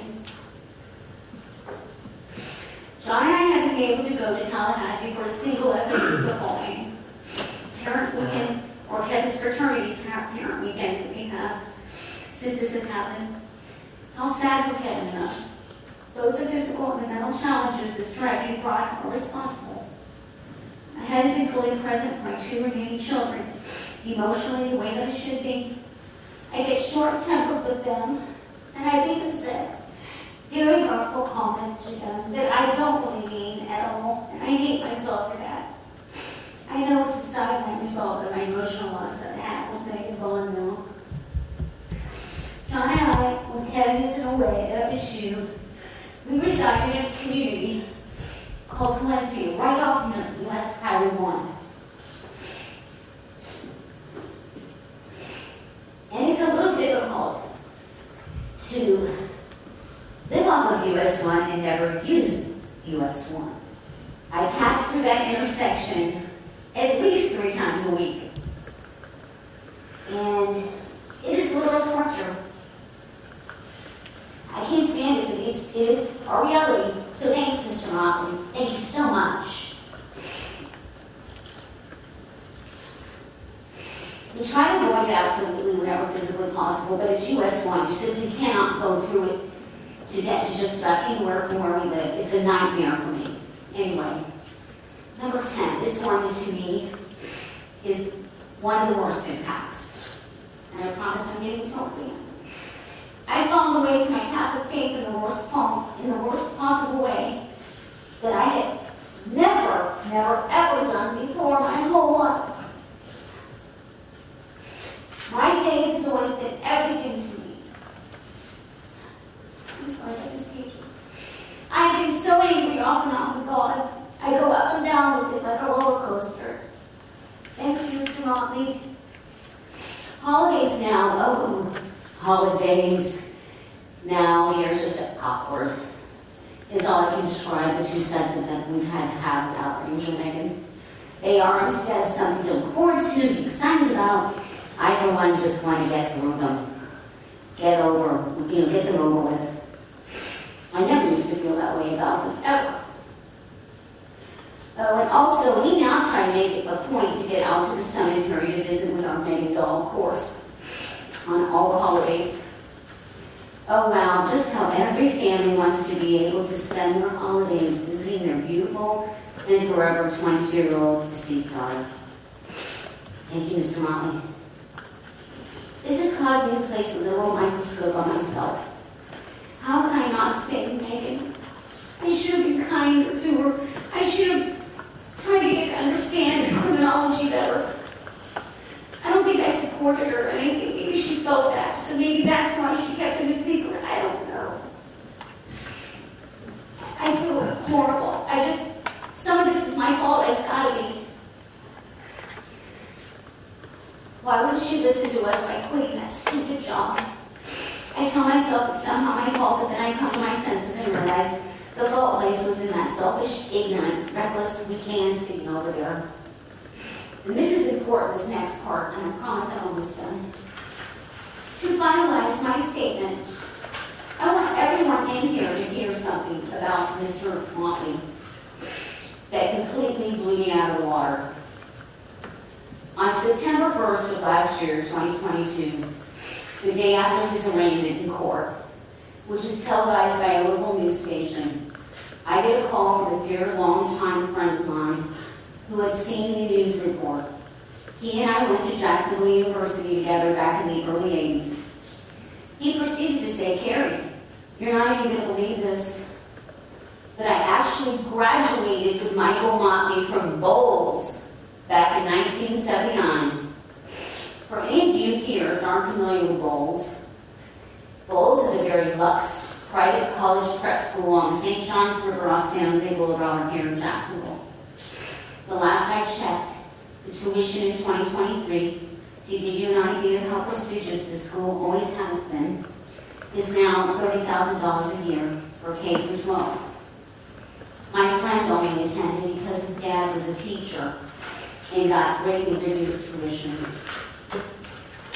My friend went on to say that Motley also was awarded a baseball scholarship to the University of South Carolina and said he was from a very big, renowned Catholic family in St. Augustine back in the day. How does someone with that type of start in life and of a repeat DUI offender, unemployed, never married, penniless at 60 years old, and a convicted DUI killer of a sweet, young 22-year-old. How weak do you have to be to allow a substance to destroy your life to that degree? Also, and very important, Mr. Motley, you stuck somewhere in a time warp back in the 1980s. There's now an actual thing called an Uber or a Lyft.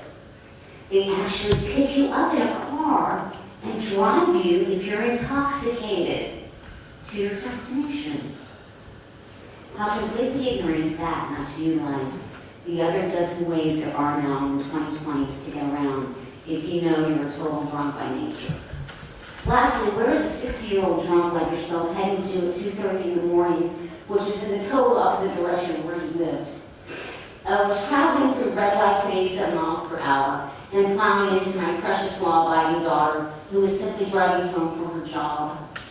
Were you on a suicide mission? Were you perhaps so mired down with vacant depression that you drink to numb out your pain? But in the meantime, not getting an ounce of concern for other innocents that may be in your path. I want to say one final thing here. Megan was John's entire heart, my husband. I didn't know he would make it. She was sort of a carbon copy of her dad, her selfless, loving dad. I was honestly worried that this would very nearly kill him. You, Michael Motley, who brought this man from ever getting to walk his gorgeous, precious daughter down the way aisle, and of him ever holding each of her babies. I will continue to always worry about his psychological health forever now. I will never get to share in the excitement of meeting Megan's forever person, the love of her life husband, or participate in any of the fun festivities that play in her engagement party or bridal shower in her beautiful wedding. Nor will I ever get to offer her my advice in the sleepless first weeks of having her first child, or the sheer joy you get to experience babysitting her children or grandchildren. The boys will never get the fun of sharing every single future holiday, wedding, and family vacation with their sister and her husband and family. They won't have Megan to give them advice to their wife if they choose. Mr. Motley, you robbed all of us severely. I hope you sit and ponder that for many coming years ahead, and I frankly hope it causes you severe. Sorry, I shouldn't say this.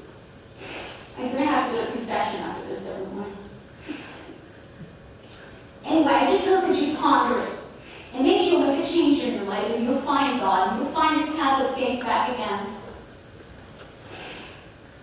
As far as Corporal Tolman was concerned, the wonderful Florida Highway Patrol detective that handled our case from start to finish, he told us that the day or afternoon that he arrested you, he said to us, as he drove you from your brother's trailer in St. Augustine to the Duval County Jail, he noticed that you had tears and you were crying in the back seat of that patrol car.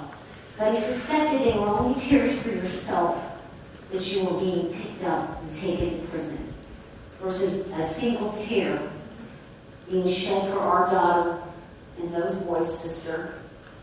He said he saw no remorse at all in you, just anger and pity for himself. I'm going to close on a positive note. I realized that I was the most blessed mother for being able to be Megan Nicole Mooney's mother for 22 short years. Megan was a pure and nearly perfect light in this world, and the type of giving self was eternally positive, trusting always, saw the positive in every soul she ever met. She was a rare gem. She was a person that you very rarely see in this day and age. She almost went against what all social and societal norms are today. And for that, we again feel so unbelievably blessed. Her dad and I had often, almost weekly, share with one another that we believe without a shadow of a doubt that our precious daughter was a young woman that fulfilled all that God and the good Lord had ever asked of her.